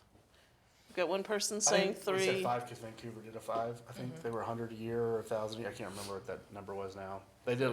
City of Vancouver is obviously has a little bit more resources than we did, but we sent y'all that article. I think Longer last. tree planting time. They do. Sent you that article last year, I believe. So I like the 3-year idea. My initial thought was 1 year, see how it goes. But the 3-year, on the flip side, says that we're committed to it and we have a plan in place. It also allows us to adjust if, with whatever we learn in sure. 1 to 3 doing it. Yeah, I think 3 is good. Okay. And then the amount of trees a year. Amount of trees. What do we have funds available? Do we know? I mean, what's a reasonable number to ask for? I think it goes back to, if you told me 500 trees, you're getting a lot of trees in the creek. You know what I mean? Because I couldn't help you accomplish that goal if we did about I just don't think we have. I guess we could lean in heavily to the tree fund, and you are going to get to that later on, where you are going to decide if you're going to request those funds in another action item later on. But you saw that they have shade under $500,000. I think Emily, who was here last time, said she's definitely willing to have those conversations. So I think that is an option. I don't know if you want to escalate it. Do you say 100 trees year 1, 200 trees year 2, 300? You know what I mean? But how long would it take us? Let's just say for grins and giggles, we're gonna do 3 weekends and 3 parks, 1 park per weekend. Is 100 trees? I mean, how long will it take us to plant 100? I'm just using that number, but 100 trees and, or 35 trees a weekend. Is that doable? I mean, if we did all the digging ahead of time, and we did it I don't think you do 35 in one location, obviously. So let's say, because I don't think we have a spot that we have irrigation for 35 trees. So if we spread it over 4 locations. But can we do 100 at 4 locations? That just seems like a large number to me. That's why I'm asking. That's just. But it's you're over the saying course of one. a year. We're Yeah, not and doing you are this challenging for others. Arbor Yeah. Day. We'd be doing this as the challenge, so it doesn't have to be done. I mean, it could be done over a longer period of time. Y'all could be Yeah. challenging. We're going to Yeah, plant just- 25 trees this year. We're challenging each board to plant 25 as well, or Yeah. could be whatever y'all wanted. And that would be my other question, what would be, because we kind of have the mission of getting trees out there. Council doesn't particularly have that, so we have to have a number that's reasonable if we're challenging people that they could actually at least come close to us. There's a couple layers to this onion So- too. Jennifer's got a match recommendation that's in here later as well. So every tree we plant, you know, if we had a donor or if we were using the tree care fund, that could be a match. And maybe it's not that you're challenging the council. Maybe you're saying, hey, council, we're gonna plant 25 trees next weekend and we're challenging you to come help us, or we're asking for help. And maybe it's not a challenge. Maybe it's all the boards and commissions help plant the 25 trees with y'all, and you do 100 trees year one and 4 different planting. Yeah. You don't have to do them all October. One's October, one's January, one's March or something, you know? That's true. So I keep thinking October, November, December. That's only 3 months. Okay, yeah. So if we did have 4 locations and what if we plan to do 200 trees, but we have 100 trees that we're gonna plant in 4 locations and they're gonna be like well-developed trees, you know what I mean? And then the next 100, like what if we challenged the council and the boards to plant 10 trees? We're gonna plant 100, if you guys can plant 10, and then we still are gonna work with the schools, and then we see how many trees we can get from all them. And let's say that it's 50 altogether, then that last 50 is just saplings. So then we still had 200 trees, but does that make sense? So So the last 50 go along the creek system or something? exactly something. And then if we can't get that second 100 is just the challenge to see how much we can get from other people. But we've committed to this 100, we're gonna get like really well developed trees. But You then want some bigger ones for those? yeah, Okay. and then So 300 a tree. What would it cost us for a 15 gallon? 15 gallons are cheaper, about 160, 150. Okay, for a 50 Yeah. gallon tree, and that's, Yeah. those are normally a little under 5 feet. Yeah, 25 gallons are right now They're usually current about 6 feet, prices 7 feet, are something like that. $2.99, give or take. Yeah, I was gonna say, I paid 3 something Yeah, for about mine at Green and $300. Growing, so. Yeah, It's usually a bigger Last tree, year, it's a taller yeah. tree. yeah, it's about 30-gallon tree. Depending obviously what, species, but. Mhm. And we obviously would plant native species. We wouldn't Yeah. do anything outside of that. So, yeah, I think it's, Do you have any heartburn with 200 trees or 100 trees or 150 or whatever? no. I mean, 200 scares me. But if 50 of them were in the creek system Yeah. and you had October to May to get them all done, and Yeah. you had the help of this fantastic board. Absolutely. Not only the board, but just the community too. Yeah. Could ask for Yeah. for help, and I think it's doable for sure on our end. and I'll definitely We get have the polls. equipment. Like I have Yeah. no hangups with that. Well, we have another piece of equipment that does that job in the budget. So if that gets approved, I mean, instead of having one, we have 2 now. So Yeah. it'd be doable for staff for sure. Okay, so you've got a 3-year challenge. I like to live big, and I would say 1,000. Like, I'm being serious, because, like, if we're trying for 200 just on year 1, and just say, like, Oh, in you year, mean over the course of 3 years, yeah, 1,000? yes. Oh yeah, I love that. And because, like, Thought say you you were only talking get 1,000 a year. 150 the first year, then you can easily make it up in year 3, and maybe by year 3 we have some kind of corporate interest in helping us meet that Someone's goal. helping us with Yeah. it. Okay, we would need a catchy slogan to really, I mean, 1,000 trees is a lot of trees for 3 years. So, yeah, And we would even need if to we come had to up with purchase something. every single one, Yeah. I mean, the budget right now could easily cover that. And then obviously we're gonna have 3 years of more development. Yeah, it's true. I like it. 1,000 trees. Junior's less happy about that. Junior tenders his resignation tomorrow. When we asked for staff and for more staff in the budget, now you know why. We'll name it after Scott. We'll name it the It's like Scott 900 roll. There you saplings. go. Yeah, we're gonna just be throwing them in the lake. We could do 900, 300 per year. It's a nice even number. I might as well just round it up to 1,000. I wonder if you could play off the 300 movie, but it's a forester trying to plant. You know, like there's 300 that fought all those people. You know, the foresters fighting all 300 trees. I don't know. I'm just, That's what I'm saying. We gotta come up with a catchy, how many ever we do to get people incentivized. I don't want it to be such a large number that people are like, oh my God, that's not even possible. sure. I wanna make sure that we get engagement. Okay, so do we want to go down to year 1 and we figure out what it really looks like, and then we come back in a year and do a 3-year with 1,000 or whatever? But I think we can do a 3-year, but I think we've got to shift and adjust after year 1. Gotcha. Just- Preliminary 1,000? For 11. Yeah, because I mean, by the end of year one, we might want to do 2,000. Exactly. You know, there's that thing Thank about if you saved 50 cents a day, you'd have this much by the end of the year. So if we just say for the first year, Pflugerville's gonna plant a tree a day. That's 365 trees. That's year one. I mean, that seems, that when you break it down into that, it seems a little bit more doable than. Yeah, I like that idea. And then we could be like, just like your vitamins, you too can plant a tree a day or whatever. The tree a day keeps. Yes, I'm not in marketing. Now y'all know why. Your vitamins. Well, you take a vitamin every day, don't you? I guess I did point out that we won't actually be planting in the summer season, so it won't be a tree Yeah. a day. Yeah. Well, Just it average a grows tree a day. out to. Yeah. Okay. You could put underneath, no trees were killed by Right. summer sun. No trees were killed in the making of this challenge. That's right.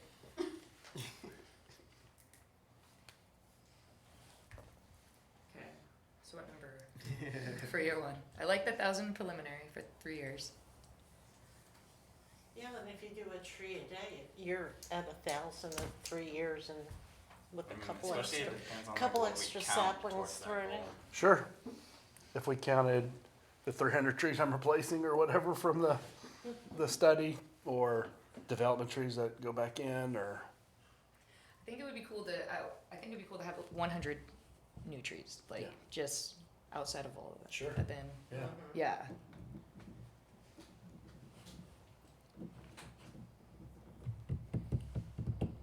So that's why I was saying, like, if we did a goal of 200, but like that second 100 would be like we can include anything. If you guys are replacing trees, it could just be saplings. It could be, I don't know, or we can talk about this later. Be all the People have time. volunteers in my backyard that'll donate. Do you, would there be value in us looking at really what 1,000 would look like, and us coming back and having a discussion? So we look at actual infrastructure, what we have, and Yeah, like areas and stuff like that. so we could tell you this is realistically where you could Yeah, I plant. want to make sure what number we set is doable. Right. Yeah.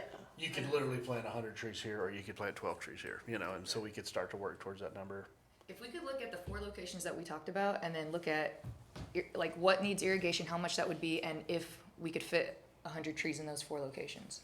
The thing about some of that is Wells Branch and Weiss are limited, right? You're only gonna have, you know, you're not gonna get a grove in a median, you know, so, and Stonehill's gotten some in.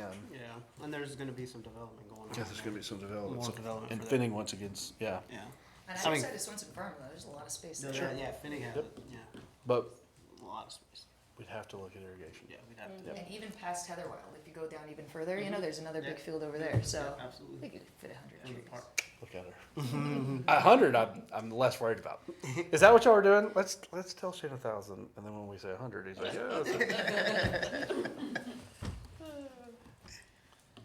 yeah. I think if we do like, I mean, 100, I think is feasible for the first year, and then an extra 100 that are saplings. And then at the end of this one, we can look at maybe increasing it for the next 2 years. So we're gonna do a 3-year challenge, and we're just gonna tell them what year 1 is. Yes. Okay, I'm okay with that. Yeah. That'll We're at the first year of a 3-year challenge. guess Year 1 is ending 200 after trees. year. Yeah. Yeah. Year 2 is 500 trees. Year 3 is 800 trees. Well, is Or- 100 Best for part a of year that is that feasible you though? can say at the end of year 1, wow, you guys did so great. Now we have to challenge Yeah. you one more time. Yeah, that was too easy. Yeah. You gotta increase it. Okay, so it's a 3-year challenge. Year 1's 200 trees. Yeah. 100 trees that are 10-gallon or bigger. 100 trees that are saplings. Yeah, Or unless we like get schools involved and Yeah. get challenges from the council and different things like that. so 100 trees over 10 gallons. That's just what we'll say. Then the other 100 could also be over 10 gallons, but it could also be It's saplings. flexible. Yeah. Yeah. Does that sound good? Sounds good. Okay. Okay, I think we need to make a recommendation of, not that. A 3-year challenge with 100 trees the first year that are 10 plus gallon, plus an additional 100 trees. And then after the first year, well, let me just make that recommendation since I'm saying it, and then someone can second it, okay? And y'all correct me if I'm wrong. I will make a recommendation that we do a 3-year challenge For the first year, we'll do 200 trees, 100 trees that are 10 plus gallon or more, 100 trees with flexible size, could be saplings. And then after year one of our 3-year challenge, we will evaluate and see whether we want to increase or adjust. How's that? I'll second that. It'd be cool, Maggie. You think you could get like one of those, like a fundraising thermometer or whatever, where, we can. Branches grow. Oh, there you go, branches. You can put leaves on it. Yeah. Something cool. Yeah. on a All right, Facebook we have thing a where they motion. can Do see we it. have a second? Yep. All in favor say aye. Aye. Aye. Any opposed? All right, motion You carries. got the motion? Yeah, Good with it? she has a question. When would it start, October 1?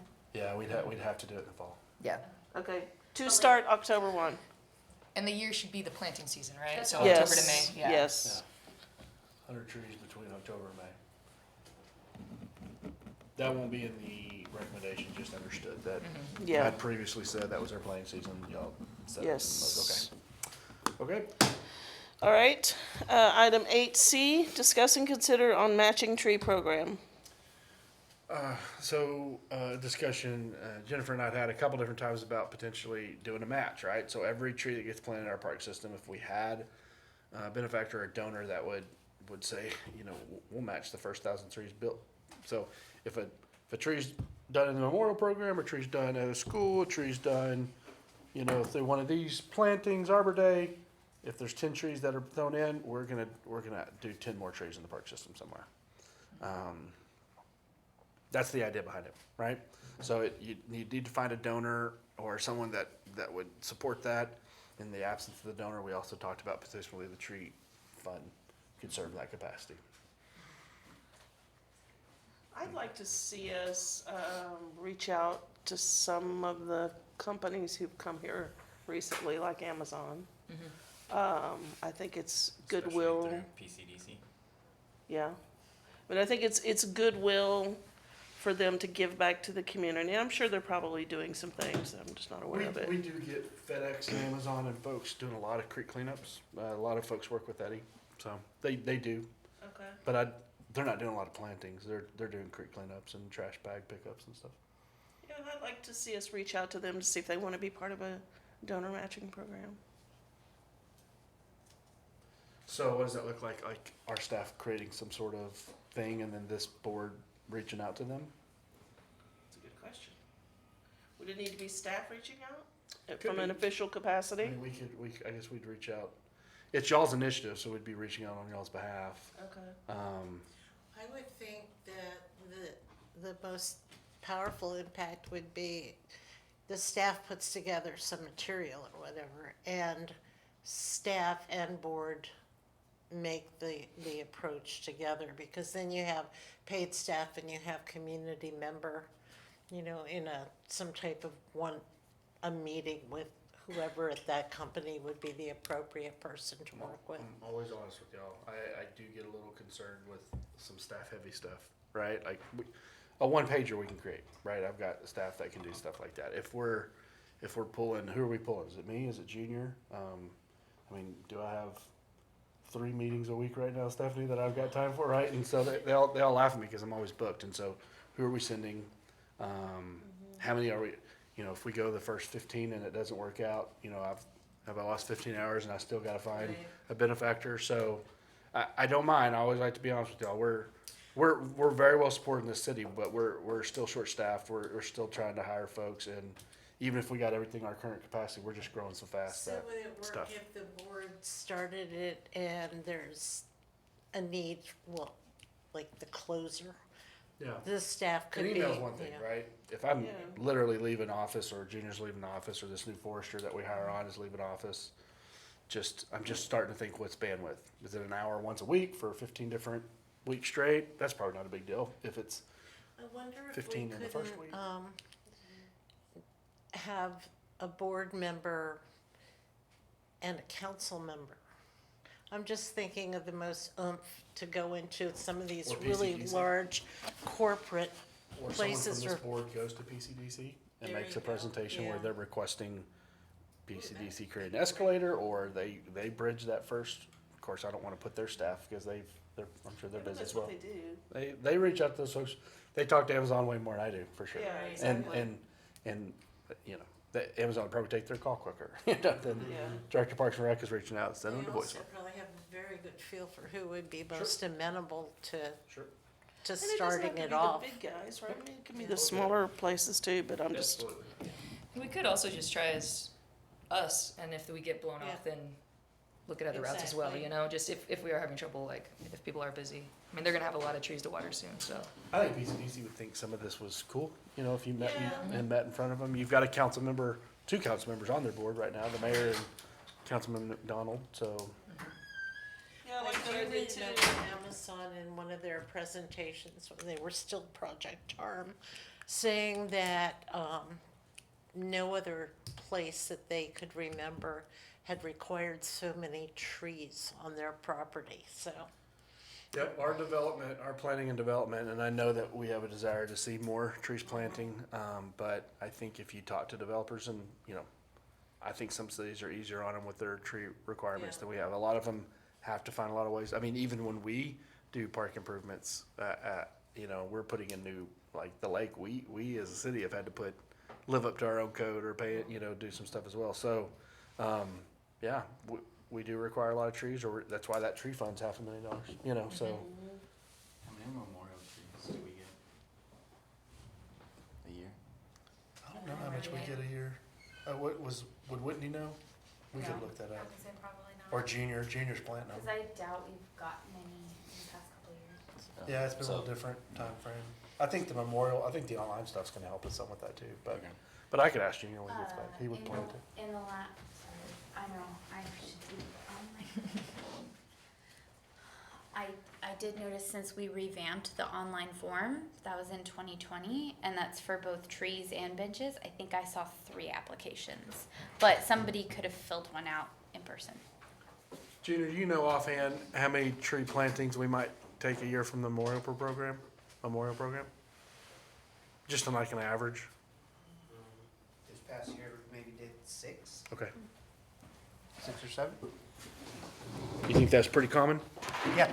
Okay. So with this matching tree program, I'm very interested in it, and I'd like to see it move along, so what would be a next step? Do I put something together and bring it back to the board, or Yep, so your options are y'all could make some recommendation today, and maybe that is y'all, the recommendation is Carol and Jennifer work together on a one pager that y'all feel comfortable with, and it comes back. You could make the recommendation to table, and you could have it come back and discuss at a later time. Or if you felt pretty strongly that you have something to move forward with, you could say,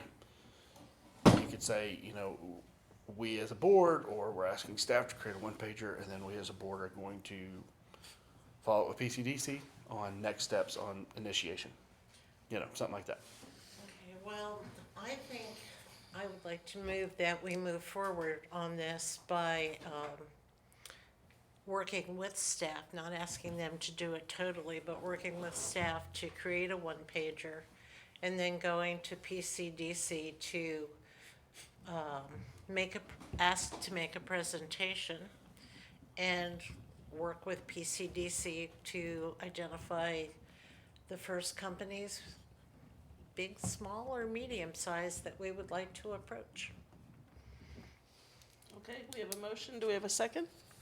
A second. Okay, all in favor say aye. Aye. Aye. Any opposed? All right, motion carries. Are we I can able help to with that. like make a second portion on that as well? You Like, make any motion you want, I guess. well then, I guess I would like to make a motion to, I guess, before we ask for anyone else, just say that we are willing to do one-to-one with the tree fund for the tree plant, or the school plantings, anything that we get from there, and then the memorial trees as well. And I guess any purchased trees. Like, so like say we get a corporate sponsor and they're purchasing a tree, then we would also match that. Do you want to wait till this item to recommend that, I guess? Because then you're We're actually requesting. using funds? Yeah, Yeah. Okay. okay.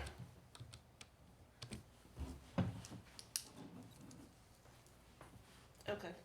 So 8D, Discuss and consider partnering with Pflugerville ISD as a site for planting trees. Previous discussions have been about reaching out to local principals, getting permission to provide a tree that the kids would plant on their campus at a spot chosen by the principal, and working with them on a watering maintenance curriculum of some sort, whether it's a third grade class or, you know, every class gets a different time, whatever that would be. This board would work on a form letter to provide principals, or, you know, you could do it with staff as well. And then y'all had mentioned potentially divvying up principals and y'all reaching out to them. That was previous discussion. Remind me, are we talking about a particular grade? Or are we, didn't even identify school, like so just every could school be K Pfluger through High, 12? could be just elementaries, could be whatever. Yep.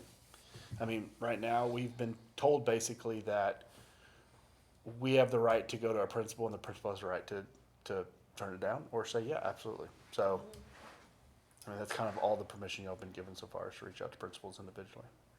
So I think that whatever you guys put together for the corporations, like whatever the information thing is, I think we could potentially use that for the schools as well. Most But of then the same copy. exactly. Yeah. But then just sort of kind of two birds with one stone. But then also having a form letter to actually reach out to the schools. So maybe like if somebody, I don't mind doing it, we'll just get a list of like all the schools and then maybe the contacts of the principals, and then if we can put that together.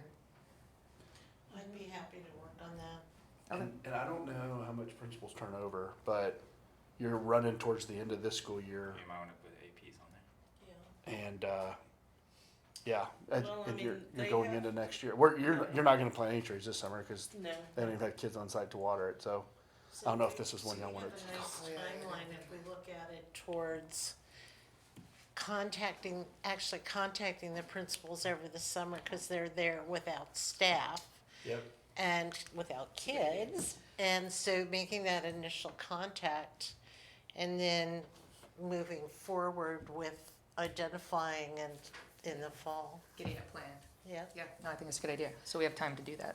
Yeah, Yeah. we need to find out what their contract deadline is, because they're all under, they all have deadlines to renew their contracts. My So, wife's a teacher. She normally gets her contract like around spring break, Yeah. and they get a chance to renew. And then the ones that decide not to, that's when the schools start to post. Right. okay, They're usually a little bit more quiet about the principal ones, because like that can Yeah. mess with the. They do, and that can really mess with just the end of the year stuff for parents and kids. because I want to make sure that we're talking to the current principal, not the principal who's leaving. Yep, that's true. And I think principals are, I think they get 3 weeks or a month off, and then they work like a Monday through Thursday schedule. I think they get every Friday off, which, July is usually the best month to get principals' attention for things. That's perfect, because then we'd have like 2 months to get everything ready. Yeah. And by then they know which school they're in, because it's usually a you would July hopefully have the 1st principal financial. hired by then, yeah.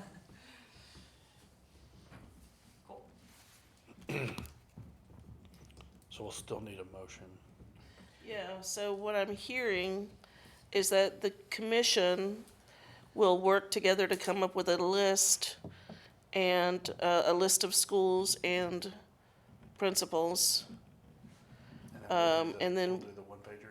Yeah, the staff will do the one pager, and then we will work to approach the principals around the July time frame. Did I hear that correctly? Yep. Okay. Does anyone want to make that motion? So moved. Okay. Did you get that recorded? Ms. Carroll motioned, correct? Yes. Okay. I'll second. All right, all in favor, say aye. Aye. Any opposed?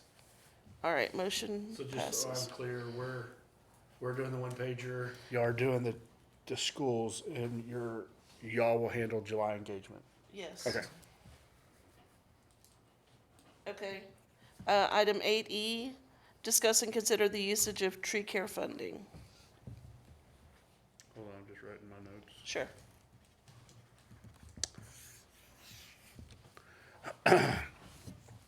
So this discussion has been about potentially this board preparing a request then maybe we even come every year and say, we would like 50,000 or 10,000 or 2,000, whatever that request is, coming from this body to the Planning and Development Services Department to access the tree fund for tree plantings and irrigation in park system and right of ways. Emily Barone, who was here last time, is still currently the Planning and Development Services Director. Like I said previously, she'll be the, potentially the ACM after a council approval on Tuesday. So there could be, and I don't know what that does to that department and leadership. I don't know if Jeremy steps up or whatever. But she had said potentially maybe have the Tree Care Advisory Board create or adopt some districts.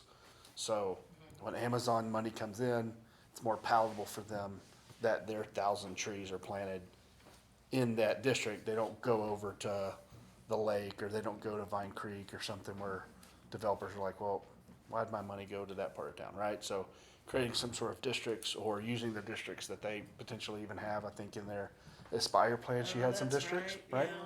That when money comes into that zone, it gets used in that zone. I would say that's probably the best way to go. That's usually how, a developer can't come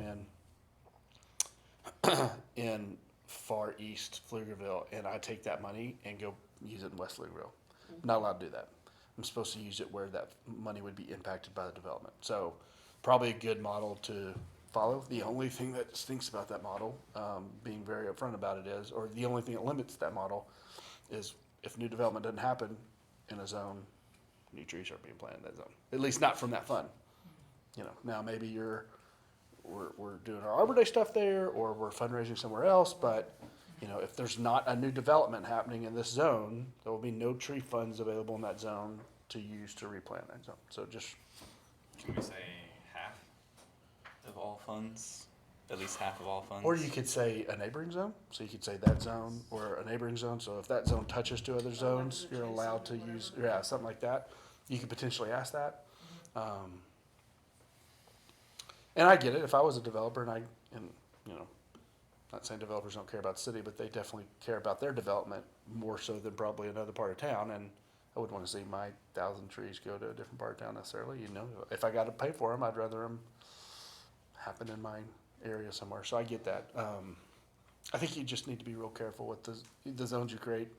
Either big enough that they can, you know, 3 or 4 zones across the whole city, or maybe zones that touch other zones are allowed to use half the money or something like that. Do you remember how many zones Emily had? I want to say 7 or 8. I thought she might even had more. Okay. I almost thought 12 or 13, I felt like. I think they need to be bigger. The zones would need to be bigger. Yeah, 'cause I think they were made up for like a 10-minute walk Yeah. Right. from. Now, you could go to her zones and take, you know, this 4 groupings, 1 zone or something. You know, you could potentially do something like that.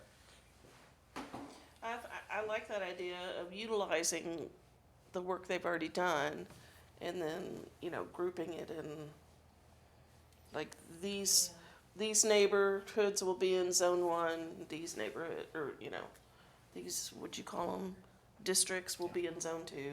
That probably makes it a little bit more palatable instead of them just giving a citizen board $30,000, or giving a citizen board the ability to spend $30,000 in this zone, or 20,000 in that zone, or whatever it is. So Yeah, I think even just cutting it into 4 zones, you know? Yeah, Yeah, that's what I was that wondering. would be, yeah.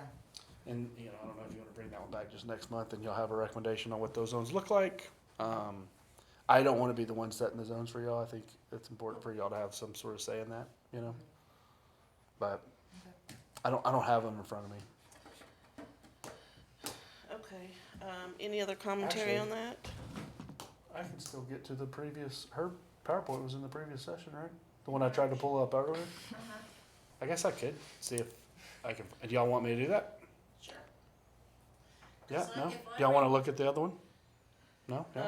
Well, I'm gonna be mindful. Okay, yep, So, I get it. let's, I personally would like to table this one till next one if we can. That'll give us time to really, I don't wanna make a rush decision. That'll give us time to look at the zones that Emily's already established and see if we can create 4 zones that make sense. And then, we can talk about it then. So we've had back-to-back tree care advisory meetings, so the next meeting for us would be August, Okay. I think. Which would still give you plenty of time because Okay. you're not doing a lot of prep. You're creating zones between now and August. You're requesting the funds, and then October 1, we're still planting. So All right, I'm okay with that. Any concern with that? There's just a lot of like work being done. We're fine to email each other, or does it have to be just one-on-one? Just because there is going to be quite a bit of stuff to discuss between now and then. yeah, you cannot email each other. You can email each other. You cannot email the whole group. Okay, so just one-on-one is fine. Yep. Okay. And y'all could. And here's the thing, y'all could have a work session. Our next meeting. Okay. You know, like our whatever a month from now that meeting is, y'all can have a 6 o'clock work session or 6:30 work session, and as long as we're letting the public know y'all are meeting about tree care initiatives, y'all have 30 minutes to run it and do whatever you want to do. Y'all have those, just like council does. Council has a work session, and they sometimes meet at 6, they sometimes meet at 5 before council, depending on how big the need is. Y'all have absolutely the opportunity to do that as well. And it could be next month, it could be 2 months from now. Yeah, but if you can't email everybody. Right. Could we, like, at our next meeting, could we plan to have a work session? Does it have to be on our meeting day, or it just has to be planned? Nope. Okay. We can, as long as y'all give the state 48 hours? Yeah. 3 days. 3 days. Nope, 3 days notice. Y'all could meet, obviously you couldn't meet tomorrow, right? But y'all could meet Monday. Like, we could go into the office tomorrow and say, y'all are meeting Monday. So as long as y'all give the state 3 days notice for us posting and the citizens know about it, y'all can meet anytime y'all want Okay. as a group. Would you like to put that on 8F, discuss and consider action of future tree carry? So maybe discuss a potential date for work session? And- Or would you want, oh no, because that's not going to go until August. Never Yeah, mind. if we Well, put that, like, back on. Y'all could, because this is a discussion consider, you could make a motion to table this discussion, but you could actually empower Jennifer or someone else to set up the next meeting. So you could say, I'm gonna allow, we're gonna allow Jennifer to set up the next meeting, and she can doodle poll us or something, and, you can do it in such a way that you're not emailing all of them, but you'd have to individually talk to them all, Okay. and find out a date or a time. All right, I so bequeath you in charge of that. Okay, I will do that, And then yes. you'll work with us because it's gotta be, filmed, so Okay, we'd right. have to find a spot that we're on their schedule, but Okay, Yep. that sounds good. y'all can meet any time as long as it's available and we've got someone that can film it and Okay, we've announced it. Sounds good. awesome. All right. So we'll table 8E. All of it? Because I want to make a motion still. Oh, you want to make a motion still? Yes. Yeah. Okay, I get shut down. I'd like to make a motion okay. to have a 1-to-1 match of tree care fund money for purchased trees and any ISD plantings. A 1-to-1 match from the tree care fund. On purchased trees and the ISD plantings. And or in? And the ISD plantings.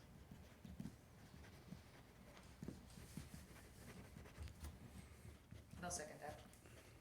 Okay. Y'all can discuss that before you, Oh, you can't, well, now that you seconded it, y'all Sorry. can discuss, no, you did it right. Okay. Now that you seconded it, you can discuss it. Can you explain that to me? So basically, like someone buys a memorial tree, we also buy a tree for Junior to plant somewhere. We use If some- care funds to match And that then tree. say a principal, like in our discussion with the principals, be like, hey, if you plant a tree on your school grounds, then we also plant one in a park somewhere. And it's the same thing if like a corporation donates 10 trees, then we, Yeah, if they want to buy 10 Yep. trees. Then we would request the tree funds. yep. Buy 10 trees as Yep. well. Yep, that's the request. That's the motion. Probably Now that's without zones. without zones still. Yeah. Yes. So then we would not talk about the zones next time? Is that what We you're can saying? still talk about the zones. Okay. But is that what you're proposing? I would like to do it without zones right now, and then we can discuss zones later. Yeah, because you're probably not gonna put a dent in if Junior's planting 6 trees a year, so we're talking about 6 trees from the tree fund. Well, Even that if, and if they're not planning anything yeah, the starting ISDs right like now. next week. Yeah, Yeah. yeah. So, I mean, I think you're asking for a small amount, I think.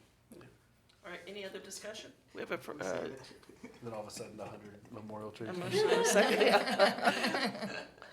I'm gonna win the lottery. All right, all in favor say aye. Aye. Aye. Any opposed? All right, motion carries. So.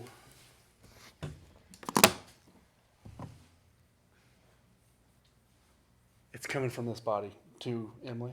Yes. I guess that's what we have to do, right? Yeah. I can work with you on some verbiage.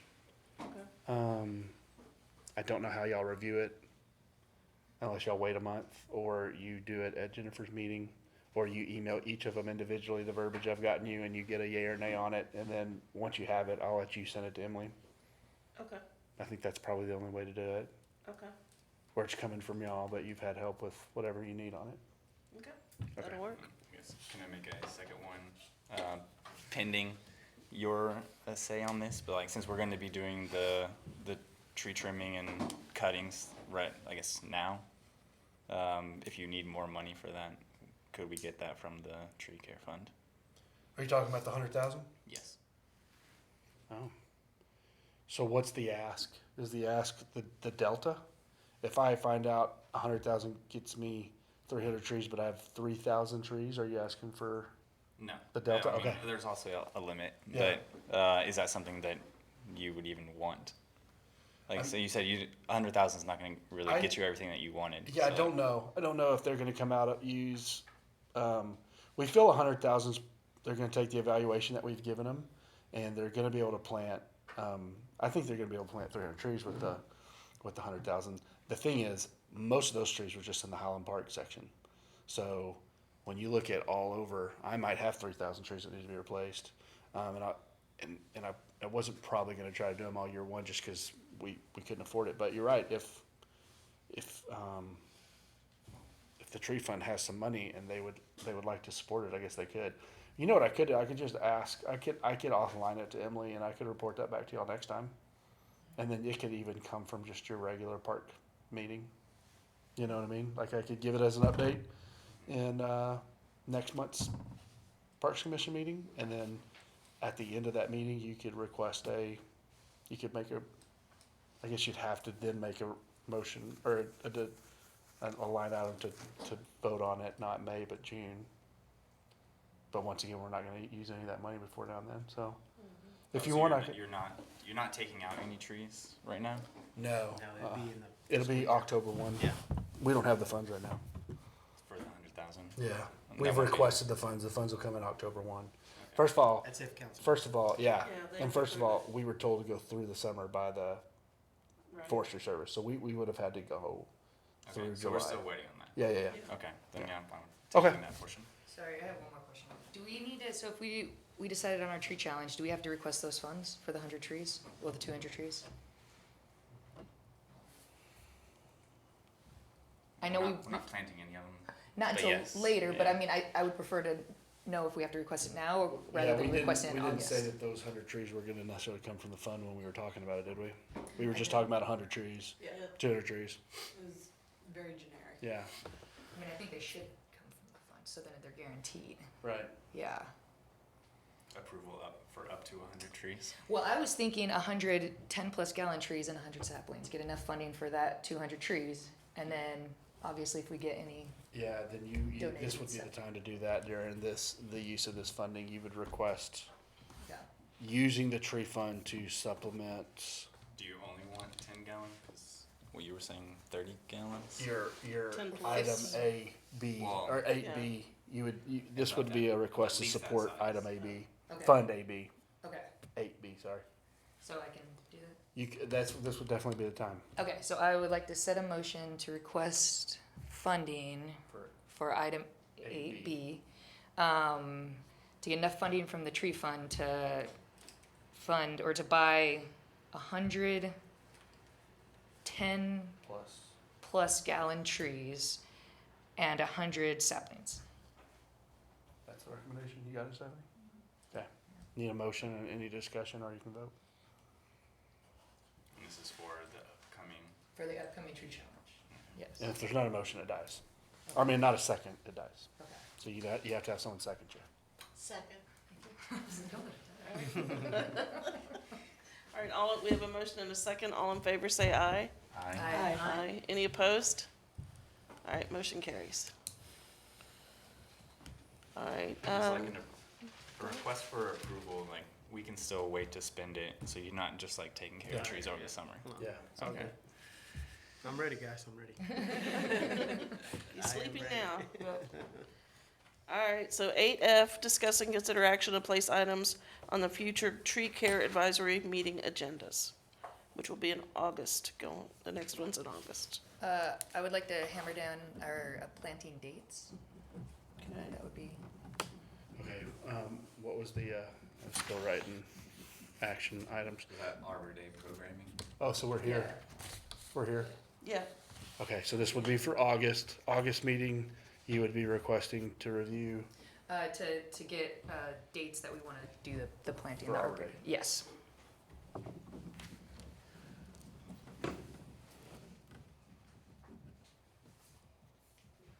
anything else?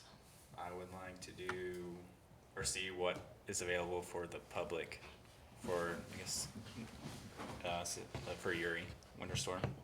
Like, if you're gonna be cutting down all the trees, like, shouldn't we also be doing that? Oh, like a public education on what to do with your trees? if they- Yeah, if but they also make if city council is like, Oh, city yeah, the thing you assistance talked for about earlier, right. getting rid of them. Thank you. And you said they had mentioned that in the dais, you thought, at one I time? believe the city Okay. council voted to pay for those. Like whenever we Okay. could just set it out on the curb and they'd pick it up. Okay. Yeah, I remember they were doing that, but I know the time period's over, but, Yes, yeah, that was only for like 1 month. yeah. Okay. Anything else? All right, so we have the planning dates for Arbor Day Challenge and the public tree cleanup.